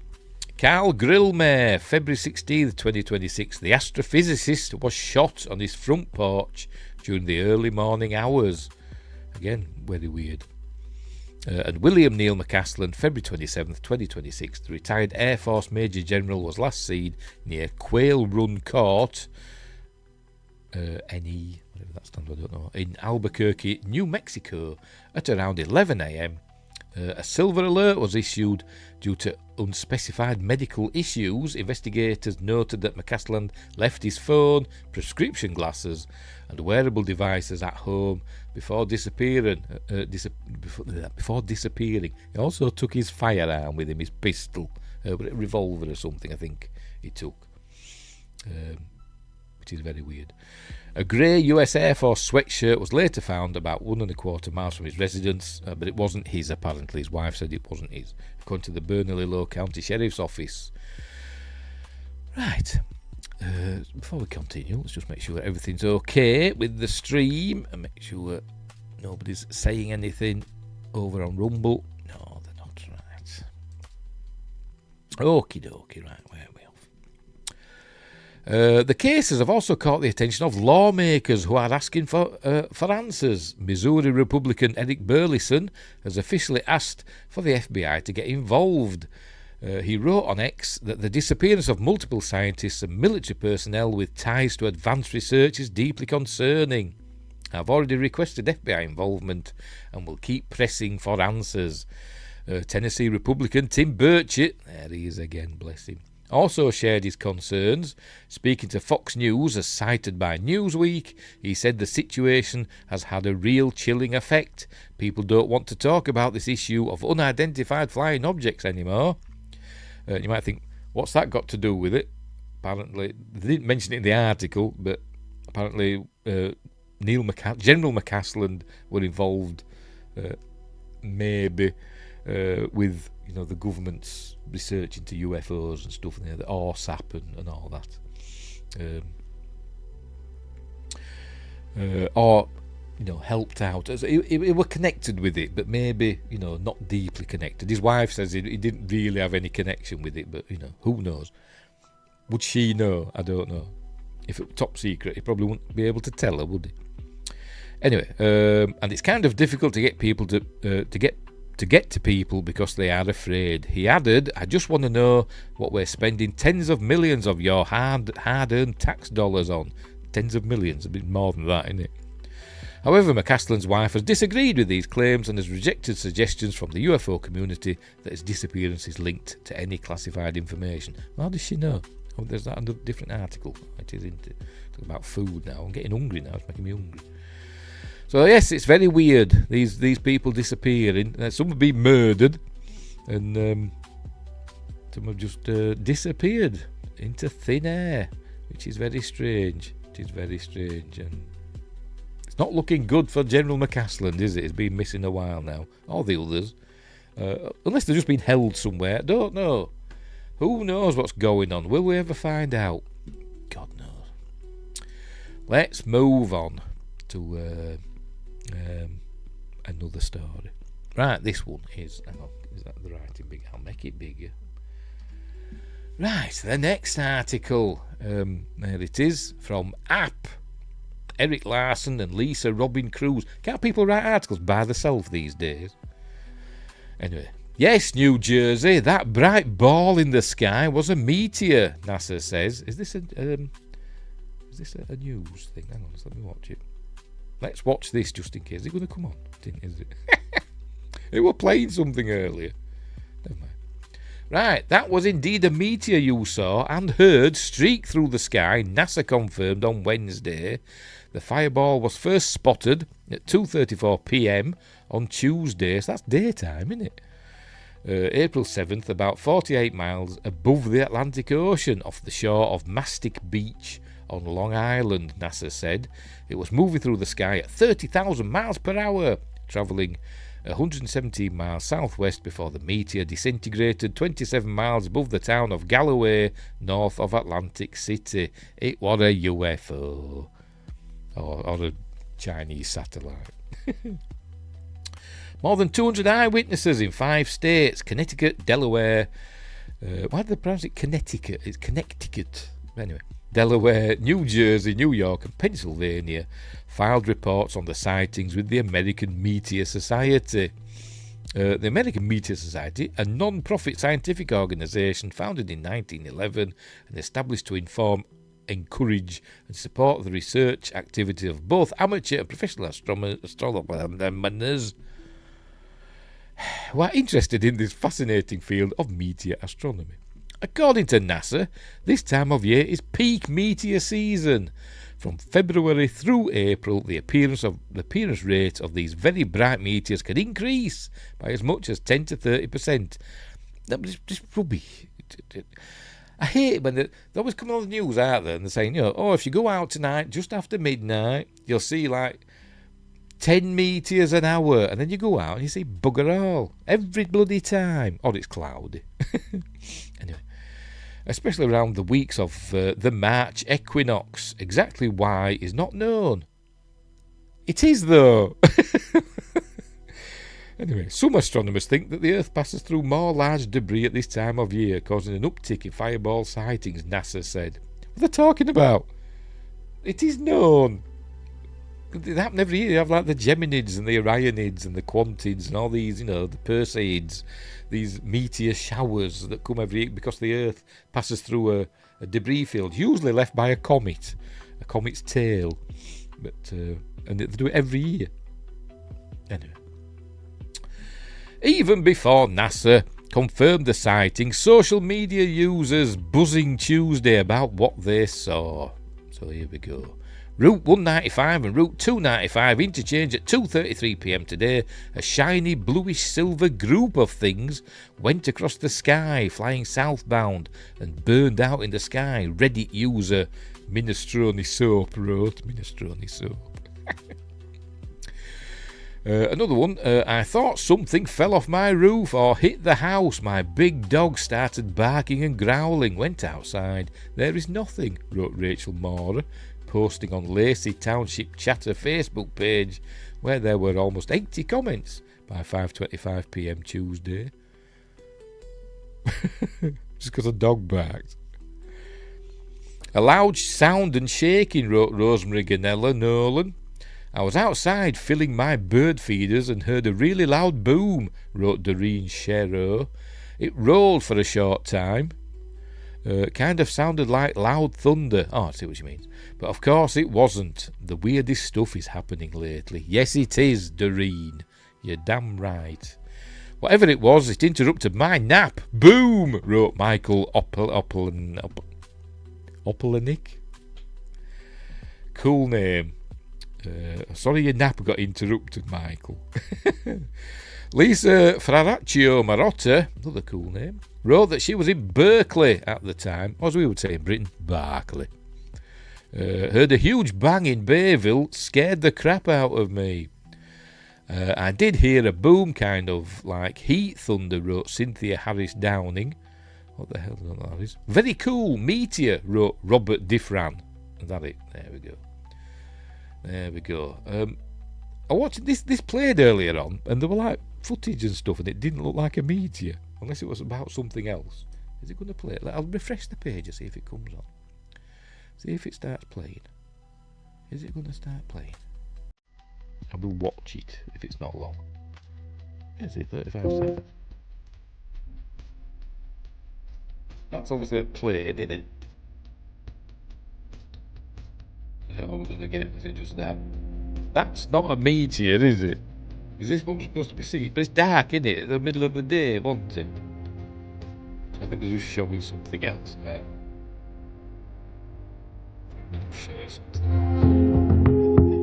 Nearly done. I think that was the plane. Or a helicopter, or something. A traditional aircraft.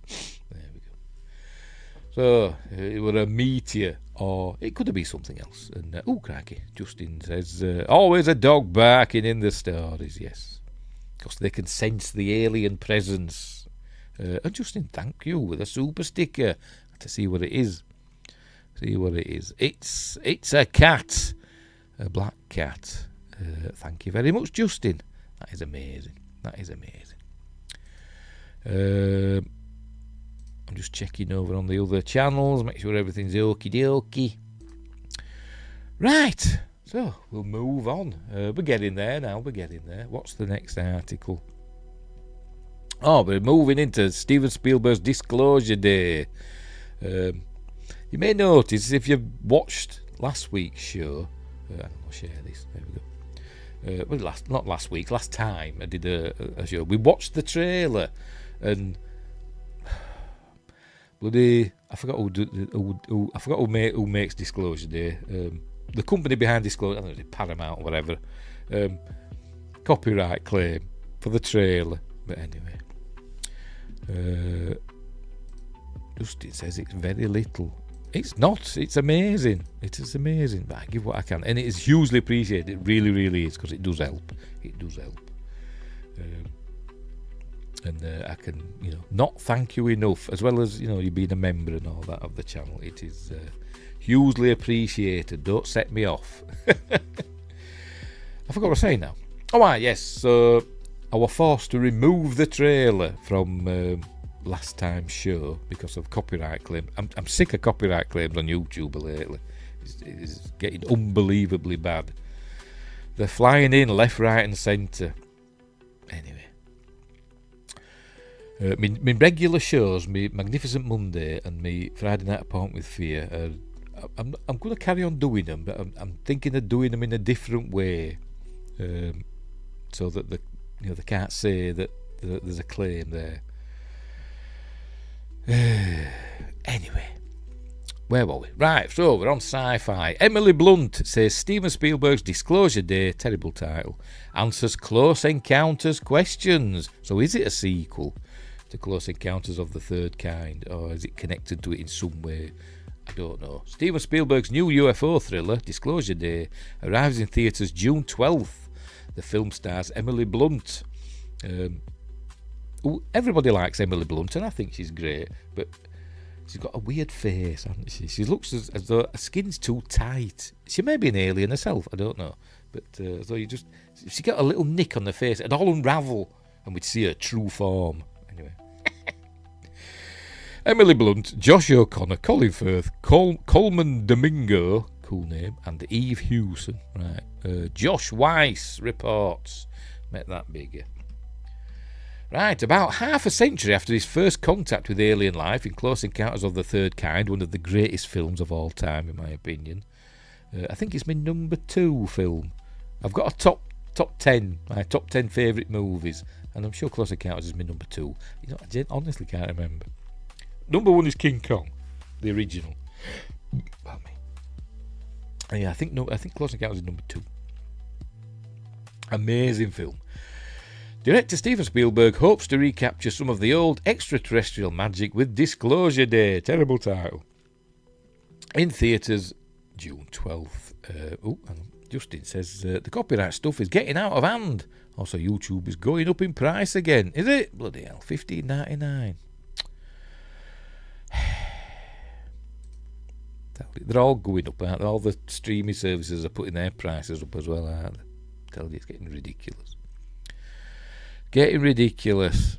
Hang on, where are we? I like how you do the movies, but it's your channel.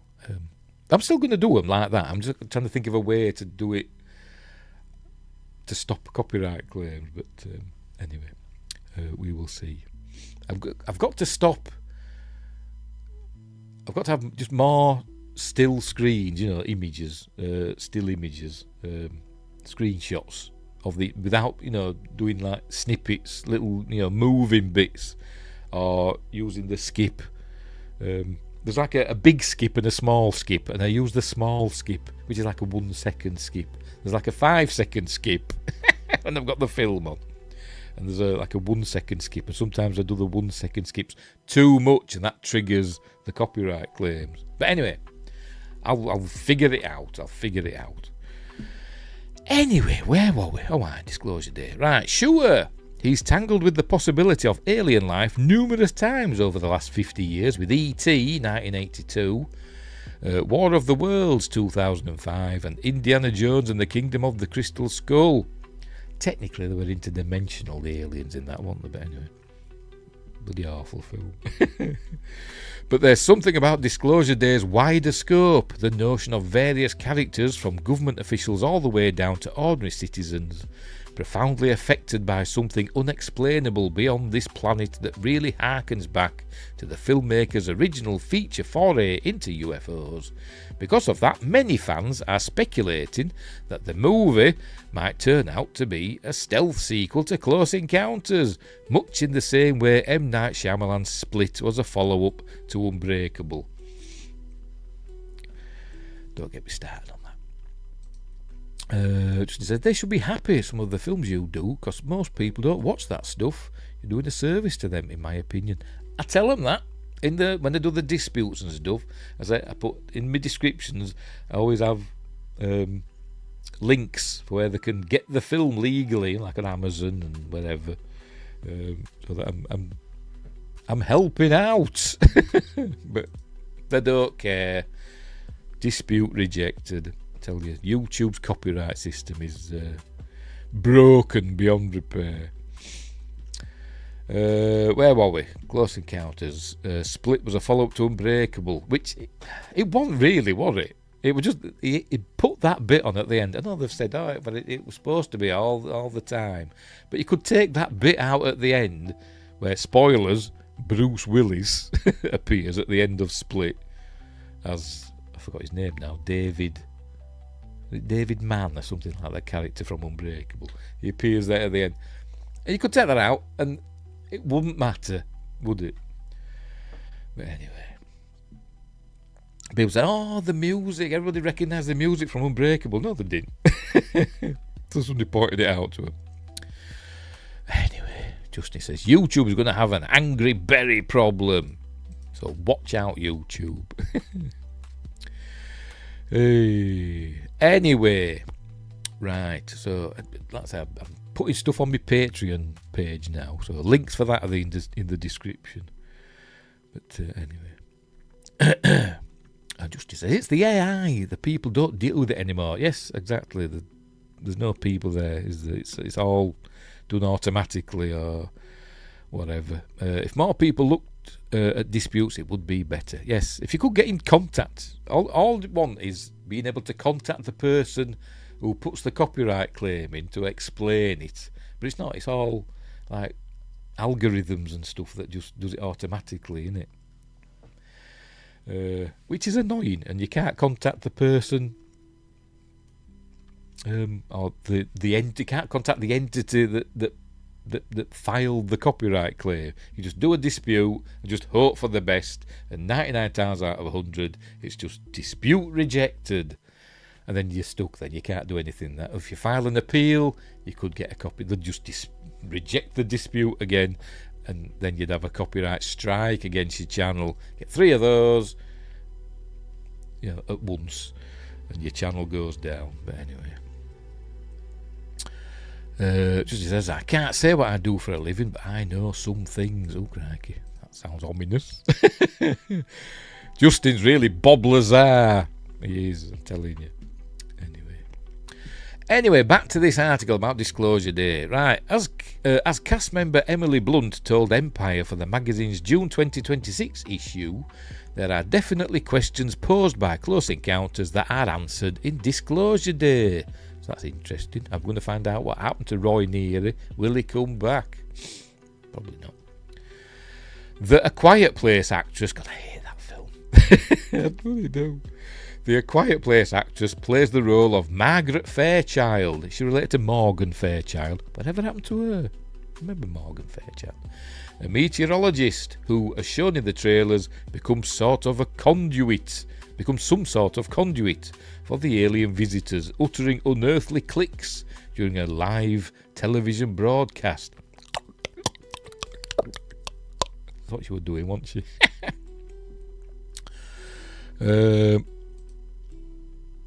Just says, not being mean, just no laws and rights. Okie dokie. I forgot what I want now. She's walked through life with itchy fingertips, Blunt said. We've all had that, haven't we? You ever felt something? Your finger ends have started tingling, or is that just me? I'm at death's door. Blunt said she has this sense that she doesn't belong where she is right now. We've all had that, haven't we? Is this all there is? Am I? Or is there nothing more? That's what V's wanted to know in Star Trek: The Motion Picture. Anyway, Margaret eventually links up with Daniel Kellner, Josh O'Connor, a government employee on the run from his superiors with information that would disclose the cosmic secret to all of humanity. On the villainous side of the spectrum, you've got Noah Scanlon, Colin Firth, head of a government contractor, Wardex, whose mission is to keep a tight lid on things. Wardex, it sounds like a fly spray, doesn't it? Oh, we've got wasps and stuff. Get some Wardex out. Psh. Anyway, that is diabetes or neuropathy. I said I'm at death's door. I don't mean fingers tingling all the time. I mean, if you... Never mind, I won't go into it. It has a certain amount in common with certain 70s conspiracy thrillers, but in a completely different way from Close Encounters. Screenwriter David Koepp, Jurassic Park, War of the Worlds. I don't want to get Koepp out of that. I know it is pronounced Koepp because that's what they're going to... I've heard him say it, but it's Cope, isn't it? But anyway, whatever. You're going to live to 100, mate. I hope so.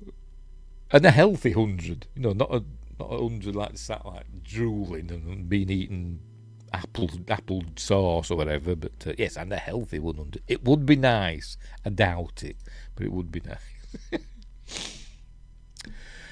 Anyway, where were we? David Koepp, Jurassic Park, War of the Worlds and Crystal Skull, shared with Empire. He also wrote and directed what the bloody fuck I call it now? Stir of Echoes, didn't he? This felt like 3 Days of the Condor to me. No. Conspiracies are fantastic for movies. I was thinking I forgot that, but no, it's the Eiger sanction I've got. Conspiracies are fantastic for movies because they're an onion and you peel away layers and find out more and more. Thankfully, Margaret and Daniel have allies like Hugo Wakefield, which is a city not far from me. Wakefield. Coleman Domingo, a character wholeheartedly in favour of disclosure and potentially a stand-in for the director himself. Spielberg, who came up with the story for the movie, really wants to have a true close encounter one of these days. Justice says, if I make 75 or 77 in good, very specific age, in good health, I'm good. I'd like to get to 80. But I'm not that far off, for God's sake. I'm only 22 years off. 21, really? Oh, excuse me. 21 years off 80. That is depressing. Anyway. Where were we? Right, we've never discussed it, but I feel like Hugo is a surrogate for Stephen, Domingo told Empire. I feel like Stephen's optimism, his trust, his belief in the moon and the stars, and all that is beyond are embedded in my character. What's that supposed to mean? The latest sci-fi offering from director Steven Spielberg lands exclusively in theatres Friday, June 12th. Blah, blah, blah, blah, blah, blah, blah. It's going to get a PG-13 designation. Okie dokie. So there we go. That's basically the gist of the article. There are definitely questions posed by Close Encounters that are answered in Disclosure Day. So is it a stealth sequel to Close Encounters? That'll be interesting. Will we find out what happened to Roy Neary? But will these be different aliens that are in touch with the humans in this? Will the other aliens, because the aliens in Close Encounters were all musical, weren't they? Do, giving it all that. And that's how you communicated with them, with the big keyboard and lights and stuff. And giving it all that. But are these different aliens? And will the musical aliens come and save us at the end? That's my toygnostication. Or Roy Neary will be with the aliens. They'll be flying the big mothership. They'll fly that in at the end using a joystick and take them out. Or something. Justin says, people say I'm like Riker. You're going to live forever. Yes, he says he wants to live forever, doesn't he? I can't remember where he said that now. But he said it's something, didn't he? The movie looks interesting, but fear that it will be all over the place. The trailers haven't done it any favours, have they? But I'm sure it'll be good, at least, because it's Spielberg, isn't it? And even his bad films are watchable, aren't they? But anyway, Generations. Is that what he said it in? I can't remember. Right, so there we go. Maybe it's a stealth sequel to Close Encounters, which would be cool, as long as it's done well. Right, what's next? We're getting there. Right, where are we now? What are we at? 8 News Now. New book uncovers secrets of... It's always a book. I'm going to have to get a hecklefish I'm going to look, see if there is one. Hecklefish clip.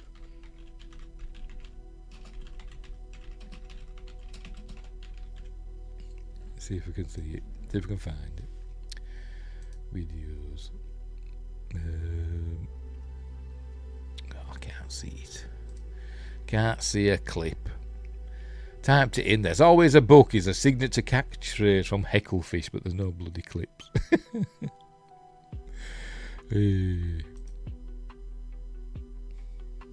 Sorry, I'm just looking. Never mind. I'll have to look for one and add it into the library. Anyway, right. New book uncovers secrets of government-funded UFO investigation program. Exclusive interview by John Forrest and George Knapp. Everybody loves George Knapp. It's turned into this cantankerous old curmudgeon, hasn't it? Great as George Knapp. On the destroyed D Bridge, they always bring a tear. That always brings a tear, because Picard reminds me of my late grandfather, and I'm like Riker. Cool. Did he say it there? Yes, he did, didn't he? Yeah. Yes. It's that speak for yourself, I plan to live forever, something like that. Anyway. Because he gets his, Picard gets his family album, doesn't he?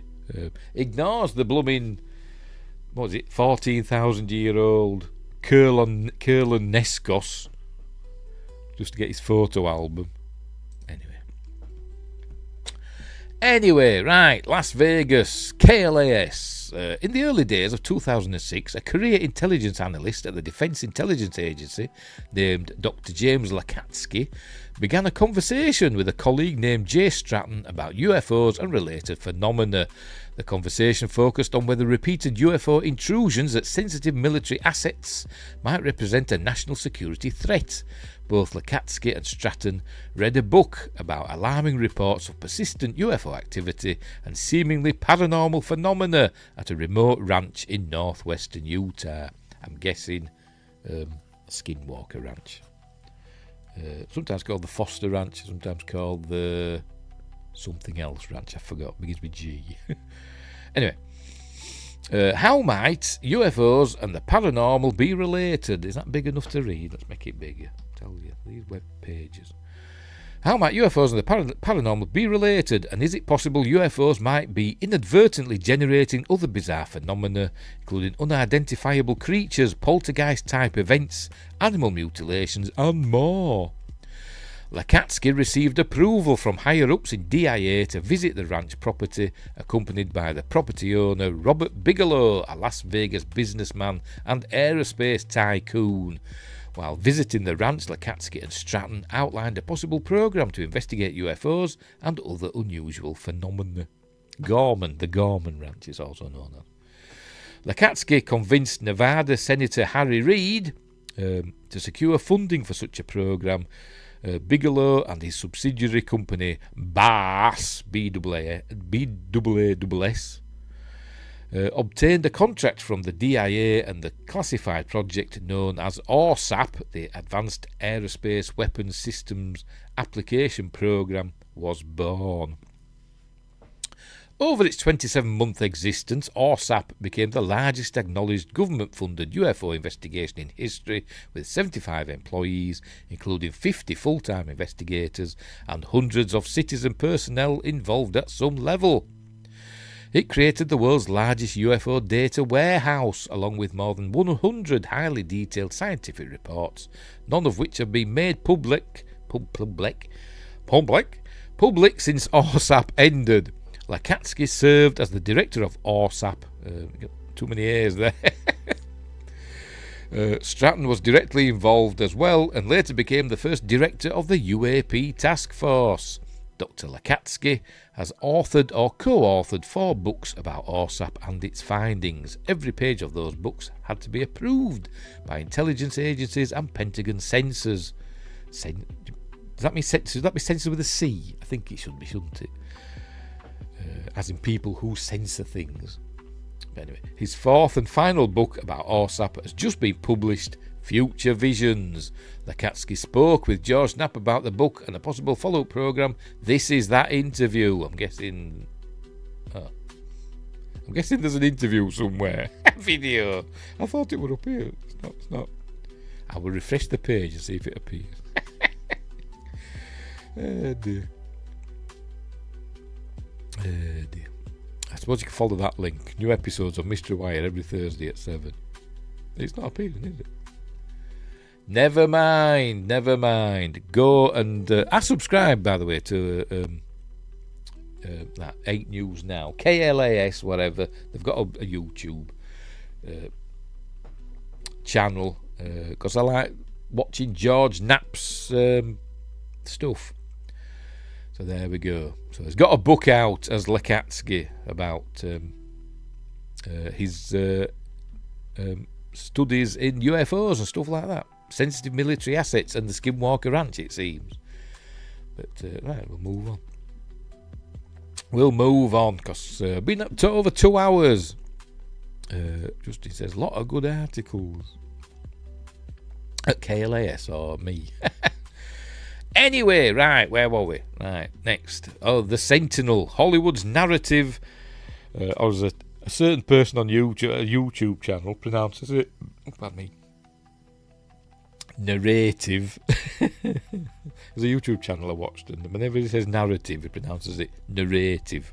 Anyway, Hollywood's narrative on UFOs and ETs reaches back many decades, says Corey Williams of the Associated Press.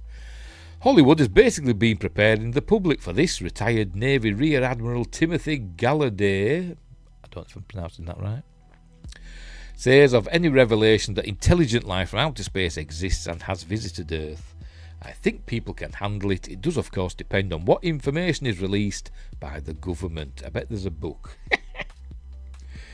And there's the Voyager and the Enterprise D. This must be from Las Vegas. Yes, the Star Trek experience at Las Vegas. Right, okie dokie. Before zombies shambled about, ghoulishly feasting on the flesh of those too slow to flee, aliens from outer space ruled movie theatres, drive-ins, and late Saturday night creature features on television. A lot of CIA money in Hollywood. Yes, there is. Yes, we talked about it before, haven't we? Project Mockingbird and all that stuff. I think it was that, wasn't it? The CIA inserted assets into Hollywood to steer what they made. But anyway, even as Hollywood still drives how Americans envision little green men with big eyes and bigger heads, fiction soon could be. It'd look weird if their eyes were bigger than their heads, wouldn't it? But anyway, fiction soon could be separated from or revealed as fact if government agencies release secret files related to extraterrestrials and UFOs as called for in February by President Donald Trump. It's not going to happen. It's not going to happen. The science fiction genre has shaped. Excuse me. Getting hoarse. The science fiction genre, we're nearly done. I think we've 2 articles left. And actually, just 1 article and 2 videos, so I can have a rest at the end. The science fiction genre has shaped how people think about intelligent life elsewhere in the universe, whether it's invasion narratives or narratives, or aliens coming to warn us that we're on the wrong track, or aliens just trying to come and make contact and help us with things, or just say hi. Good heaven. Says Duke University professor Priscilla Wald, who teaches a class on science fiction and film. Justin says they were at one time going to build an Enterprise, a hotel at one time in Vegas. Seen that in Trek magazine in the mid-90s. That'd have been cool, wouldn't it? It'd be better than that bloody Star Wars Star Cruise, Galactic Star Cruise, or whatever it were called. That looked rubbish, didn't it? But anyway. Trump's announcement on social media followed former President Barack Obama. Blah, blah, blah, blah. We know all that, don't we? Movies say they are nearly everywhere. From a Pennsylvania cornfield in 2002, Signs, great film, I love Signs, to Wyoming's Devil's Tower in 1977's Close Encounters of the Third Kind, great film, second greatest film ever made after King Kong, to a Central American jungle where 1987's Predator was set, another great film. Hollywood has basically been preparing the public for this, retired Navy Rear Admiral Timothy Galladay says of any revelation that intelligent life from outer space exists and has visited Earth. I think people can handle it. It does, of course, depend on what information is released by the government. Hollywood quickly latched on following the 1947 discovery of debris near Roswell, New Mexico. Authorities initially identified crash materials as a flying disc before quickly backtracking and saying they were from a high-altitude weather balloon.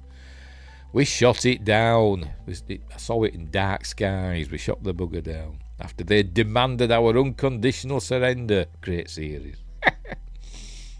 About 3 years after Roswell, The Flying Saucer made it to theatres. That was followed by some low-budget and mostly forgettable movies, while others continue to inspire sci-fi buffs like 1951's The Day the Earth Stood Still. Great film. I've not seen The Flying Saucer. Made it to theatres. I've not seen that one. I've seen The Bamboo Saucer, which is surprisingly good. But anyway. Science was a good movie, said Justin. Some was filmed not far from me. Bucks County, Pennsylvania, I think, wasn't it? So I used to not know. So I used to know somebody from the internet back when it first came out, and they were from that area, and they were saying it was filmed near there. Surrender, that'll be the day. Depends, doesn't it? Well, we didn't, did we? Not in dark skies, anyway. Because like I said, we shot the bugger down. Hey, just have a look. Make sure we're still okay. Make sure everything's going hunky-dory. Yeah. Oh, excuse me. Oh, okay. Getting tired now. Past my bedtime. Anyway. Yep, not far from me. So, we know you're in Pennsylvania then. Or that general area. Over on the East Coast there. Where were we? Day the Earth Stood Still. Right, if you think back to the flourishing of alien films, this starts really in the US in the 1950s, Wald says. The aliens are gentle souls who come down and try to warn us after nuclear war, she says of The Day the Earth Stood Still. Not really. He came down and said, stop fighting each other and doing all this stuff with atom bombs, or we'll turn Earth to ash. What's this about? The Earth will become a smouldering ruin or something like that, doesn't it? There's Klaatu. Anyway. She says, I'm going out like Picard in yesterday's Enterprise. History will remember the name Justin. Is that what you'll say? Yes, PA. I forgot what I want now. They're trying to warn us that we're creating problems in the cosmos and that if we don't stop, they are and have to do something about it. Still others depict visitors arriving with more nefarious motives and intentions to kill us, to take over the earth, sometimes even to make us food. Like To Serve Man. I've never seen that episode all the way through of the Twilight Zone. To Serve Man. Never seen it all the way through. Anyway, I think if we found out aliens were on the way, there would be a mix of responses, Wald says. I think there would be a lot of people out there welcoming them. A lot of people will be going down to the cellars and stocking them with canned food. I ain't got a cellar, what am I going to do? Anyway, I've got a shed in the garden. A plethora of documentaries also have been released, including 2025's The Age of Disclosure, which details government knowledge of the existence of intelligent life outside of humans and attempts to reverse engineer alien technology. Have I seen that? I can't remember if I've seen. I'm sure I've got it. Was it on Amazon? I can't remember. Anyway, I know it came out recently, didn't it? Justin says the Earth stood still. Always felt in both the aliens were just picking on us. It were an ultimatum, wasn't it? You know, they were trying to be all friendly and stuff, but it were an ultimatum. I wouldn't say they were entirely non-belligerent. Right, Steven Spielberg has directed such box office hits as 1982's E.T. the Extraterrestrial, excuse me, which I think is overrated. I like it, but I've always thought E.T. were overrated. But I was still nearly crying in the theatre, and I watched it back in the day, and my mate laughing next to me. Anyway, and Close Encounters of the Third Kind, second greatest film of all time. His upcoming film, Disclosure Day, terrible title, teasers, if you found out we weren't alone, if someone showed you, proved it to you, would that frighten you? What is that, the tagline? Bit of a mouthful, isn't it? My question is always, well, what is that fear really about, Wold says. By the way, Wold is a character in, I think, Phantom Menace, played by Warwick Davis. I think he's the little Rhodian fella that Warwick Davis plays in Phantom Menace. I think that's Wold. Anyway.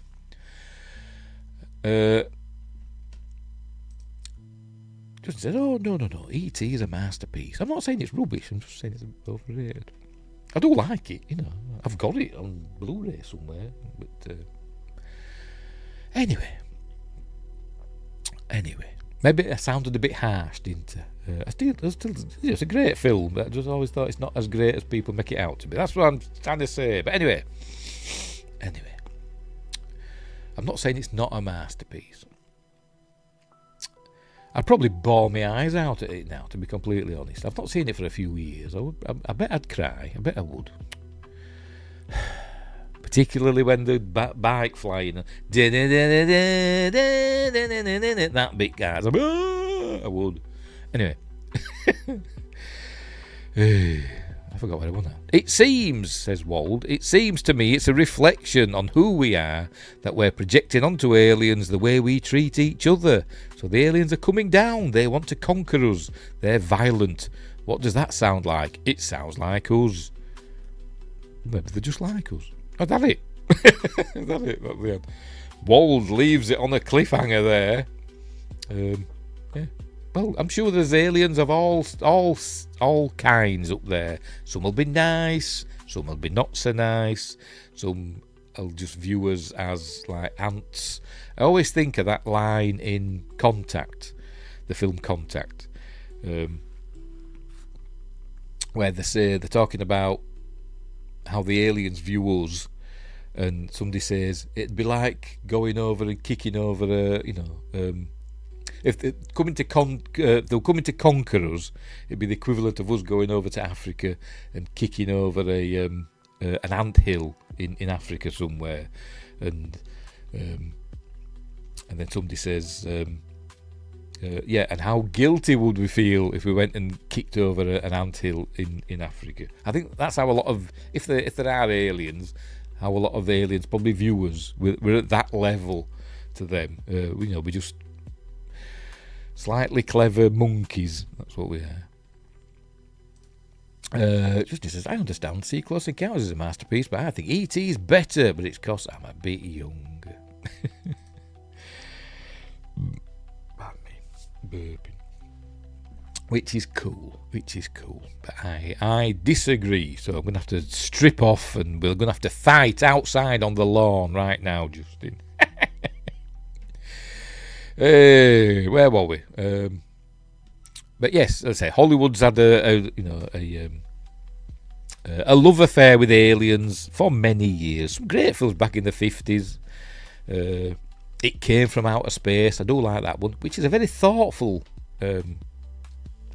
alien invasion film, but it's not an alien invasion film. That would have made a good Star Trek episode, really, or Star Trek-like episode, because it turns out, spoilers, the aliens in It Came from Outer Space are not bad guys, but we keep thinking they are, but they're not, and it turns out fine. But anyway, moving on. This is a Dafton from the Daily Star. Yorkshire Berry rules.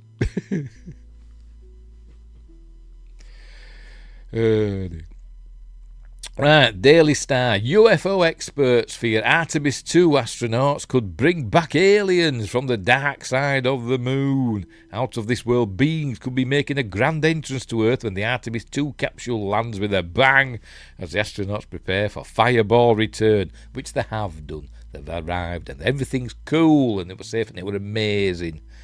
And there's an alien, look. A big picture of an alien that doesn't even fit on the page. Aliens may be coming back with the astronauts. They've been watching, is it Species 2? I think it's Species 2, isn't it, where that happens? The astronaut comes back from Mars with an alien in him, doesn't it? Anyway, right, so Sean Hewitt. The Artemis mission to the dark side of the moon. Well, no, it went round the moon, didn't it, a few times, you know, and then came home. Or did it just go round once? I think it just went round once, didn't it? Anyway. Could awaken an army of aliens who may return with the astronauts imminently. They've been reading Mercury Rapids. I can't remember which one it is now. It's the last part. The Mountains of Tomorrow. Spoilers. In Mercury Rapids, the Mountains of Tomorrow, we find that there are essentially baddie aliens in suspended animation on the far side of the moon on an alien base there. And they awaken and cause all sorts of problems. But anyway. Did you watch the splashdown? It was cool. Yes, I did watch it. I was thinking of doing a live stream like I did with the launch, but then I thought, a bit late now. It was the middle of the night for me. But yeah, it was cool. And it was a big relief when they got through to them, when the loss of signal happened, and then they got through to them, and they were fine, and they got them out and everything, and it's cool. Anyway, right, where were we? NASA astronauts Reed Wiseman, cool name, Victor Glover, Christina Koch, I won't say Koch, I say Koch, and Canadian astronaut Jeremy Hansen, have made history to become the first people to travel around the far side of the moon in over 50 years. Yes, 54 years to be precise.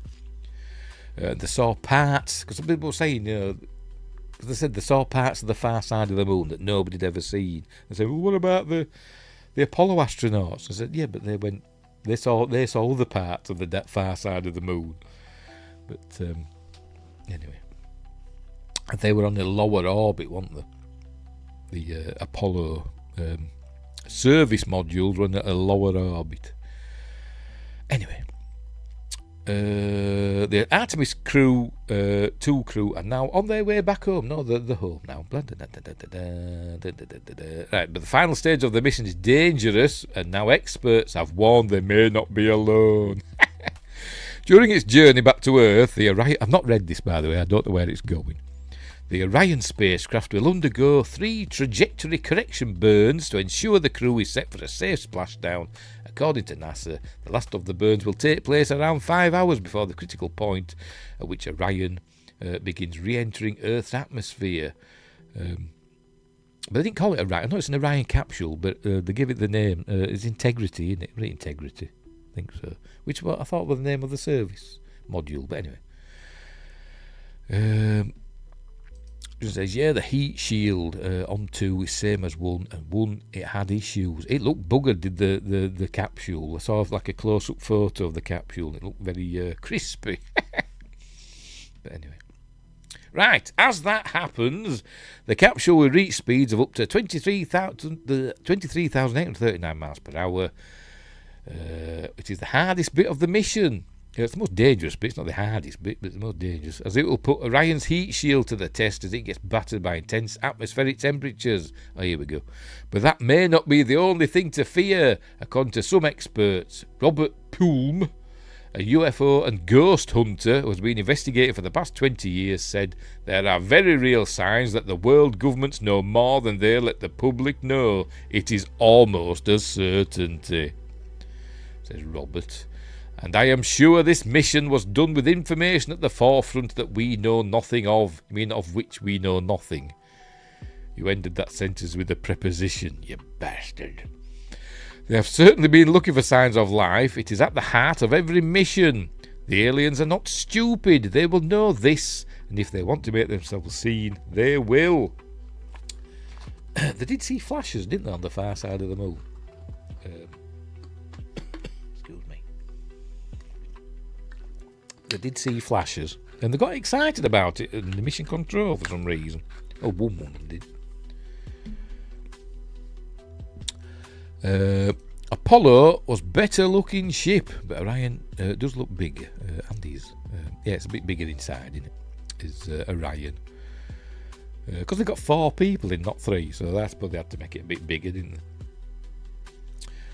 Just because they had to bloody shoehorn a woman in there, didn't they? Anyway, it'll be interesting to see what they come back with, and if any information is shared with us. What are they talking about? There could even be alien DNA making its way back with the rockets. We have no idea what form they can move in, but this could be a turning point for the world and for aliens. He's been watching Species 2 or something, hasn't he? Now we have ventured further into space. You may find they venture further to Earth. What? And we may soon have aliens confirmed by themselves. Many in the field believe aliens are already living among us. But say there are different breeds and types, some with some living in water, others airborne, and some living among us humans on Earth. And there they are. There's the crew of Artemis 2. Pulm continued.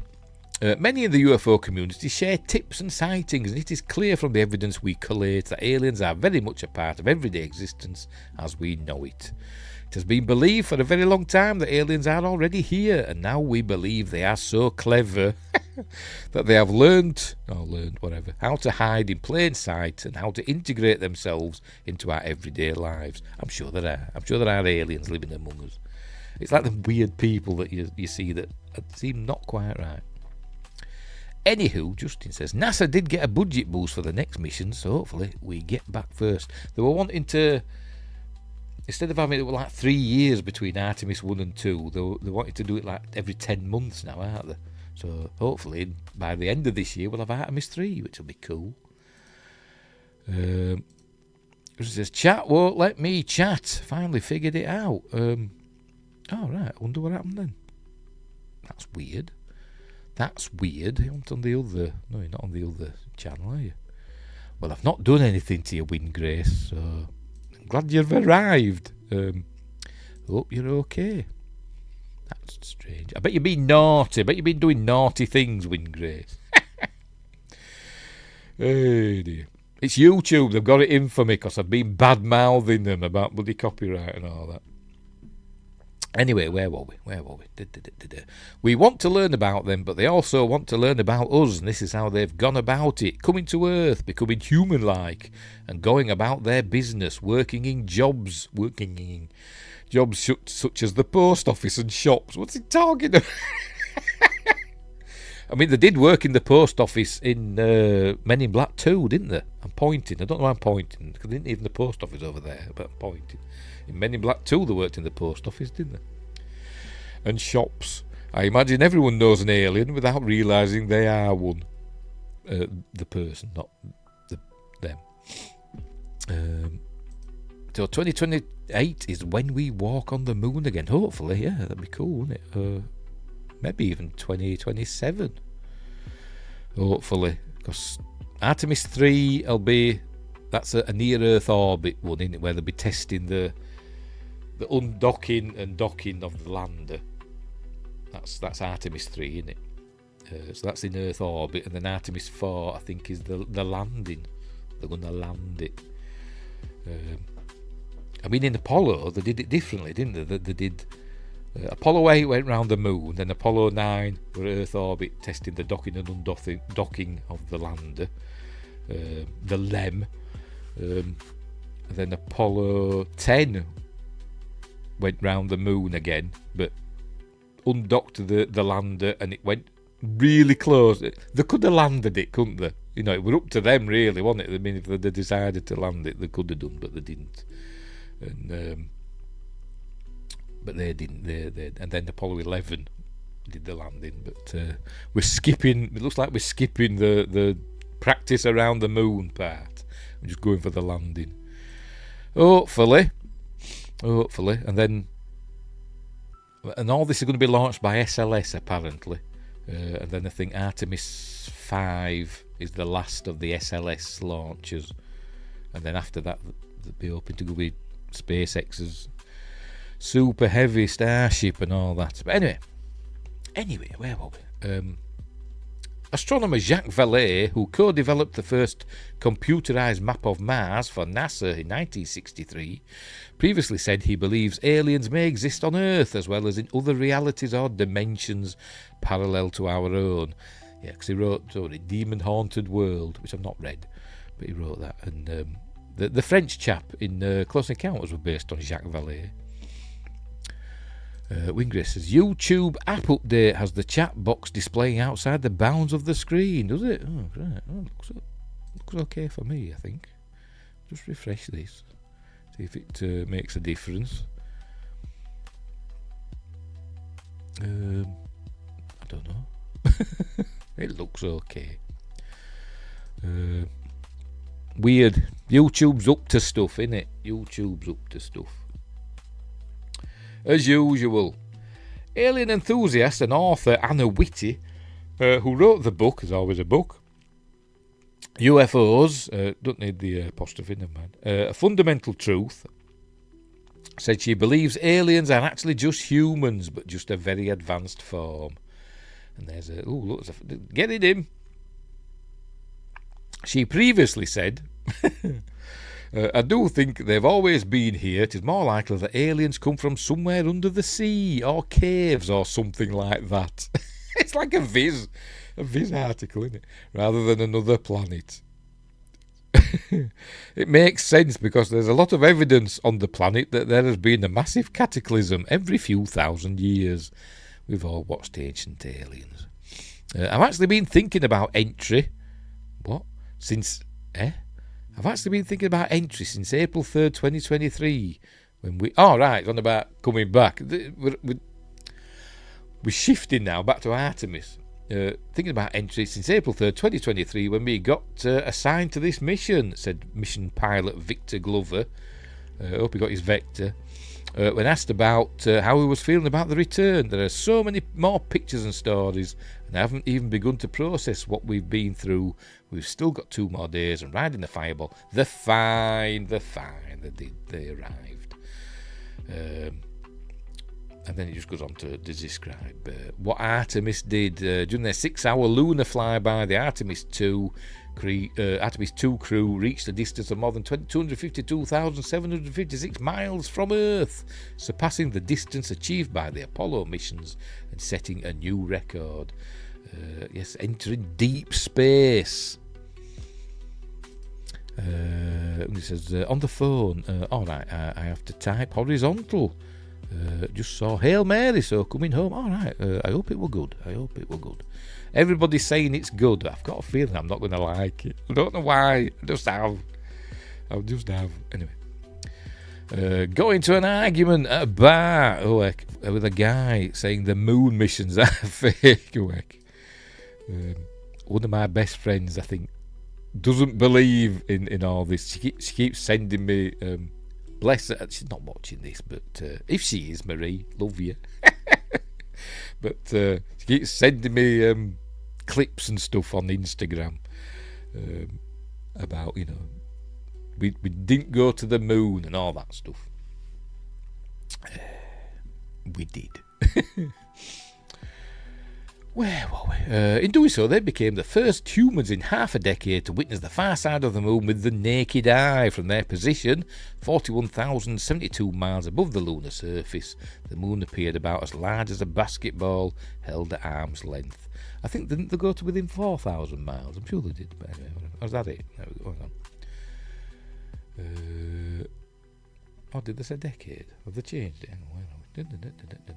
Oh, yes, we get the first humans in half a decade, half a century, to witness the far side of the moon, yes. Thank you for pointing that out, madabout. I never even realised, half a century. But there we go. So maybe they brought an alien back with them. according to Robert Boulme. Hey, mental case. Winger says, love the movie. Everybody's loving it, aren't they? Everybody's become Rocky fans. Apparently that's a Rocky thumbs up. I don't know, because I've not seen it, so I don't know. Right, next up, nearly done. Right, we've just got a little video. Yep, share this tab. Video, this is from ABC, Australian ABC, not American ABC. About the Westall UFO at 60 years. So, video 60 years on witnesses to Australia's biggest UFO sighting. One answers. We'll watch in a minute, it's not long. Flying saucers, balloons, or mass hysteria. It's 60 years since Australia's biggest UFO sighting took place at a Melbourne school. Witnesses are still demanding answers about what happened that day at Westall High School. I thought it was like elementary, not a high school, don't they? Anyway, whatever. Watch the full Australian story episode. There is a longer thing on YouTube. I've seen it. It's like half an hour long, and it's really good actually. So good luck for that. But here's like a trailer for it. So we're going to watch this. Here we go. Watch. And it was just humming. It was just sitting there and humming, and I couldn't believe it. There's a flying saucer. There's a flying saucer outside. It wasn't particularly high up, maybe 1,000 feet, clearly under some sort of control. Not an aeroplane, no wings, no propellers. There's one there and there's one over there, and oh my God, they're over the power lines. And they moved incredible speeds, straight up in the air. We were crying, thinking it was the end of the world. It was just utter mayhem. The bloody world, Sheila. I feel funny saying flying saucers because it seems like it's some comical thing or it's not true. The significance of the Westall case is the fact that there were so many people, the sheer volume of first-hand eyewitnesses. You've got kids out on recess saying the same thing 60 years later. This is what I saw. That's what I saw. What frustrates me, and I think all the other pupils, is the attempts of having it buried. Could we just find out what it was, please? So there we go. There we go. There is a longer one on YouTube. It's about 30 minutes long, and it's actually pretty good. It's actually pretty good. Where they all get to say their piece, and other people, skeptics, say they just saw some balloons or helicopters or something like that. But anyway, so there we go. So that's interesting. 60 years on, loads of school kids saw a UFO with aliens apparently. But anyway, right, and finally the UFO video. The UFO video that we're going to end with. I'm just going to play it. It's like 10 minutes. I don't care. It's got some UFO clips on, the latest ones. So I don't know if they're real or not. I suppose I better share this, haven't I? There we go. There we go. This is from You Are Grace. Real UFO sightings 2026. They are not stopping anytime soon. So I'm just going to play it, and there we go. I don't care. And I will talk over it. The world is a mysterious place, and I'm going to show you some of the best UFO and unexplained phenomena ever captured. But whether you believe them is entirely up to you, because they are truly unexplained and baffling at every turn. And the last one, it's always the best. Before we start, if you enjoy this UFO compilation video, please hit the like and subscribe button. And I would be truly grateful to have you here. A UFO incident becomes even more shocking when multiple people witness it at the same time. And that's exactly what makes this footage so compelling. ¡Tómele foto! Yo. Y luego no veo ni tampoco también las luces del...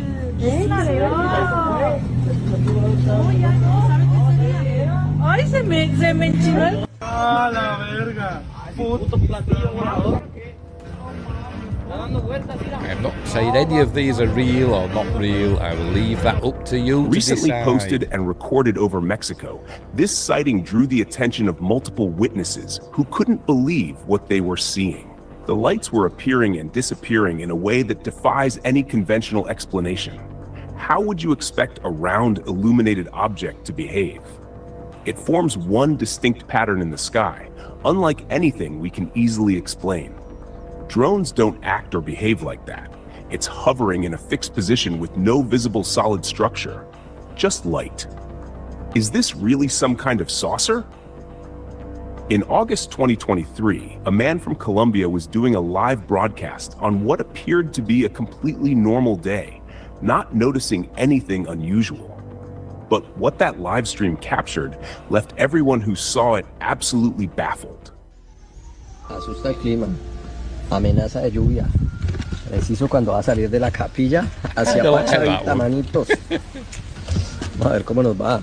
Que no llueva hasta llegar a Tibana, el preciado líquido. Asusta el clima, amenaza de lluvia.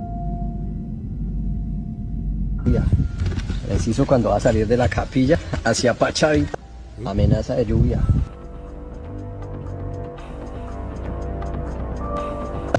Preciso cuando va a salir de la... It wasn't planned. It wasn't scripted. It was a live, real-time sighting of a saucer-shaped craft entering the video frame. The man didn't notice it at first, but when his viewers pointed it out and he reviewed the footage, it became clear that he had recorded an unknown saucer casually passing through the sky, as if it were just a normal, everyday occurrence. What if this truly is some kind of alien craft? What are the possibilities? Now we have another sighting, but this time at ground level. A man in the USA was driving along when he spotted a strange blue light in the distance and decided to get closer. What he found left him utterly confused. My ears were itching then.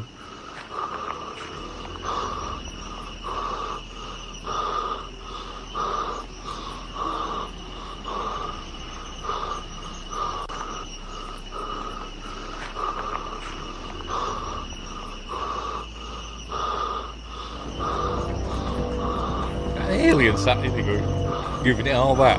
As he approached, he started running toward it, and what he saw was nothing like what he expected.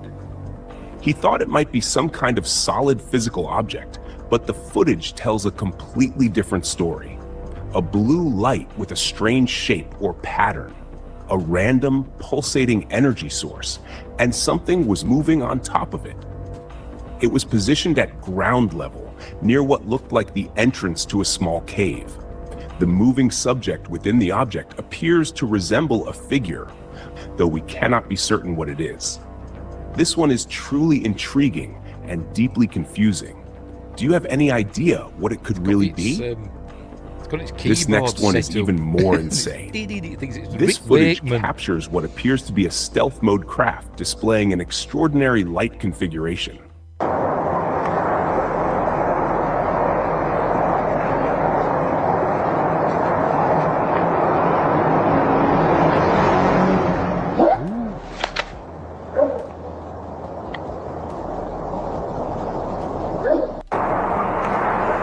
Very stealthy, is it? Stealth UFO. It's there, you can see it. If it was stealthy, you'd be able to see it, wouldn't you?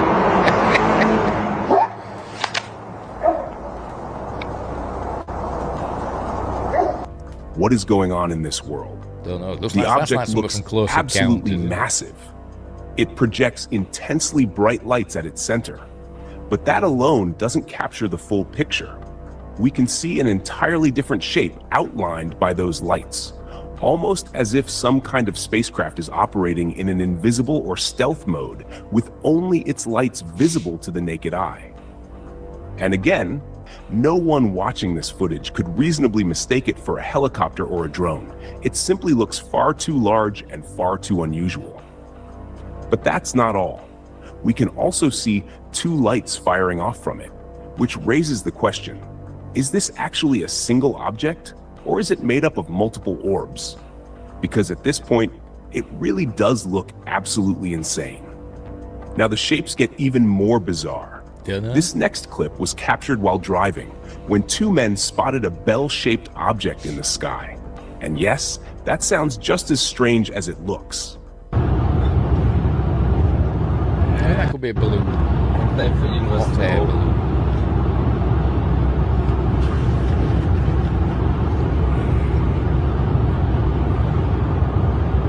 Das ist... Was ist das, Alter?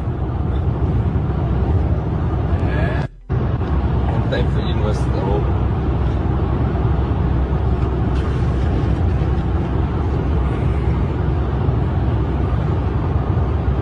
Das ist... Was ist das, Alter? What we make of it is entirely a matter of perspective. According to the Post, the object closely resembled a bell, though some viewers suggested it looked more like a small cylindrical UFO in a vertical position. There is no visible reflection, suggesting a matte gray finish. But what this object actually is simply makes no sense. This isn't anything like the drones we see flying every day. We know what can fly and how it behaves. And these UFOs break every one of those rules, appearing in bizarre and extraordinary shapes that challenge everything we think we know. What are your thoughts on this footage? In 2024, over Brazil, a large humanoid plasma figure was spotted hovering in midair while someone was driving down a road, and the footage is hard to ignore.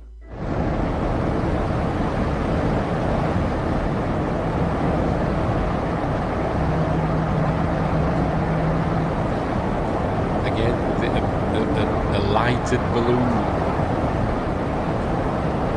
It's very cartoony. Like an illuminated balloon. You can get them, guys. You get like illuminated blimps. Sightings of humanoid figures in the sky are becoming more and more frequent with each passing year. Sometimes they appear as a clearly defined person standing motionless in the air. Other times, sightings emerge like this one, a massive figure made of light hovering or suspended in the sky. Some offer a simple explanation, suggesting it could be some kind of decorative display. But the skeptical perspective here is hard to dismiss. This was recorded in a completely random location, with no festival, no event, and nothing that could accurately account for what was captured. The possibilities are wide open, so let me know. What do you think this humanoid figure really is? Over the Czech Republic in Central Europe, a person captured an extremely clear UFO sighting in 2024. Could be a Project and this Bluebeam one test. gives us a remarkable amount of detail to work with. This is a pa. This is Czech Republic, right? Chinese and Japanese, right? Como unos globos, ¿no? ¡A la más! ¡Qué rápido fueron! ¿Qué es eso, pa? Son como unos globos, ¿no? ¡A la más! ¡Qué rápido fueron! Whenever the shoot The off UFO like that, entered the frame unexpectedly.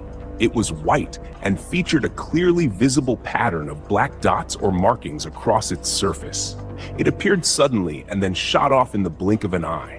This wasn't just a fleeting anomaly, it was an entirely different kind of experience. The sunlight was hitting the object directly from the front, making it incredibly difficult to dismiss as fake. You can actually hear the reaction of the people recording it. The shock and surprise in their voices feel completely genuine, especially considering they were originally recording something else entirely. Do you believe it's real or not? That's all for this video. If you enjoyed it, please hit the like and subscribe button. I would be truly grateful to have you here. See you. There we go. There we go. Right. So that's it. That's it. They were interesting videos. That's it. I don't know. You can't believe anything you see these days, can you? But I think they picked some decent ones there, didn't they? Ones that are, obviously not AI, but they might be. Who knows? Who knows?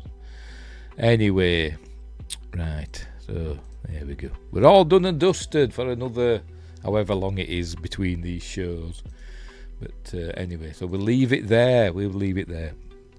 Hope you enjoyed them stories.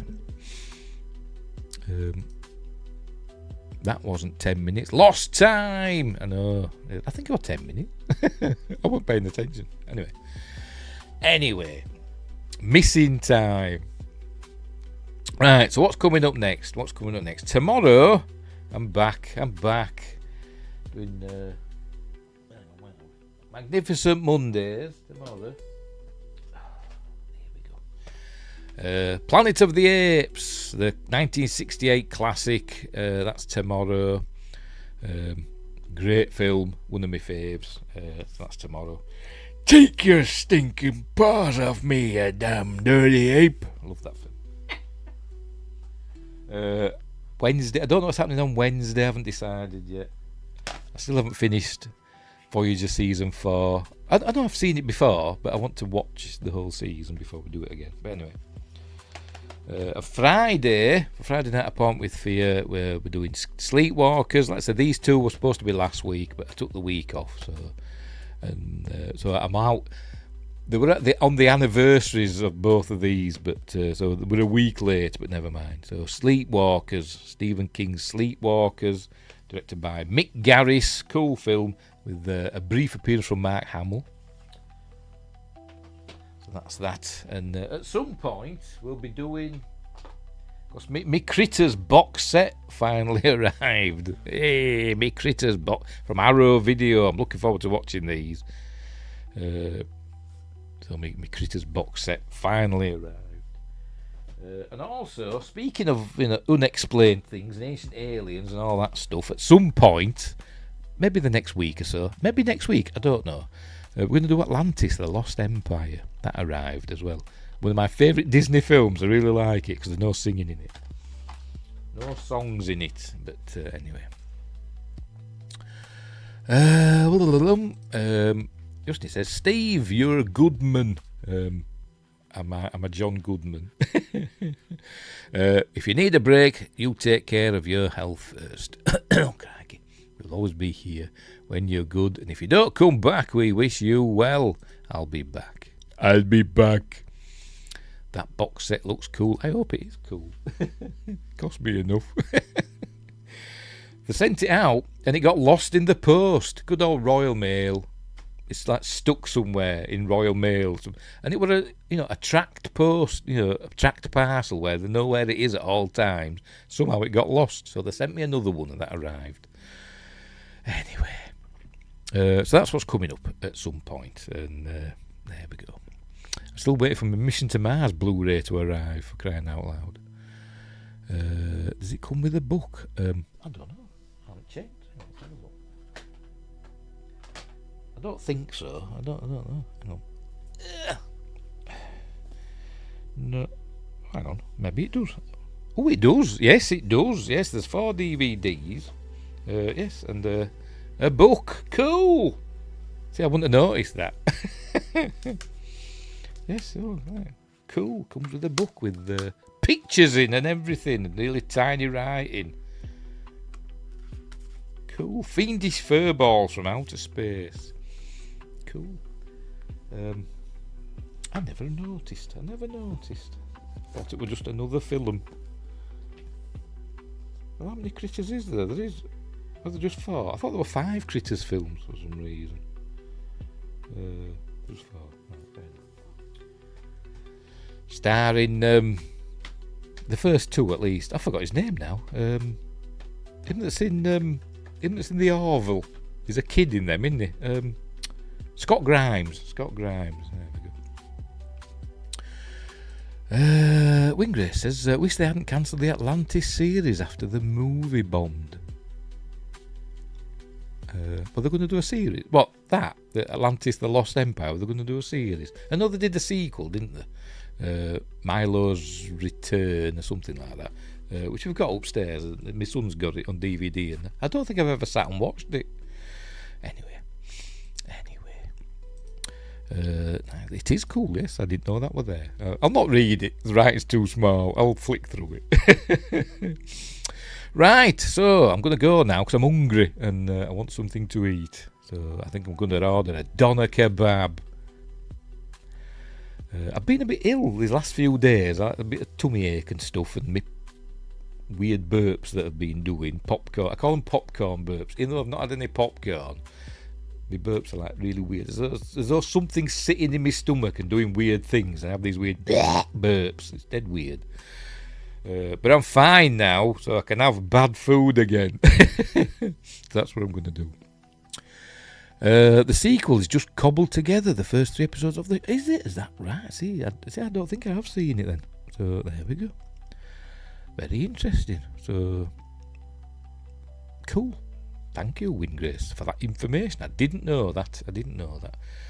But the first film I think is really good because it's, like I say, it's all like, you know, ancient alien stuff with Easter Island statues and all that stuff coming to life and forming a shield and all. It's cool. Cool is Atlantis, the Lost Empire. Although we don't see enough of the submarine. That submarine's cool. It's like something out of Jules Verne, and it gets destroyed far too quickly. Spoilers. But anyway. Right.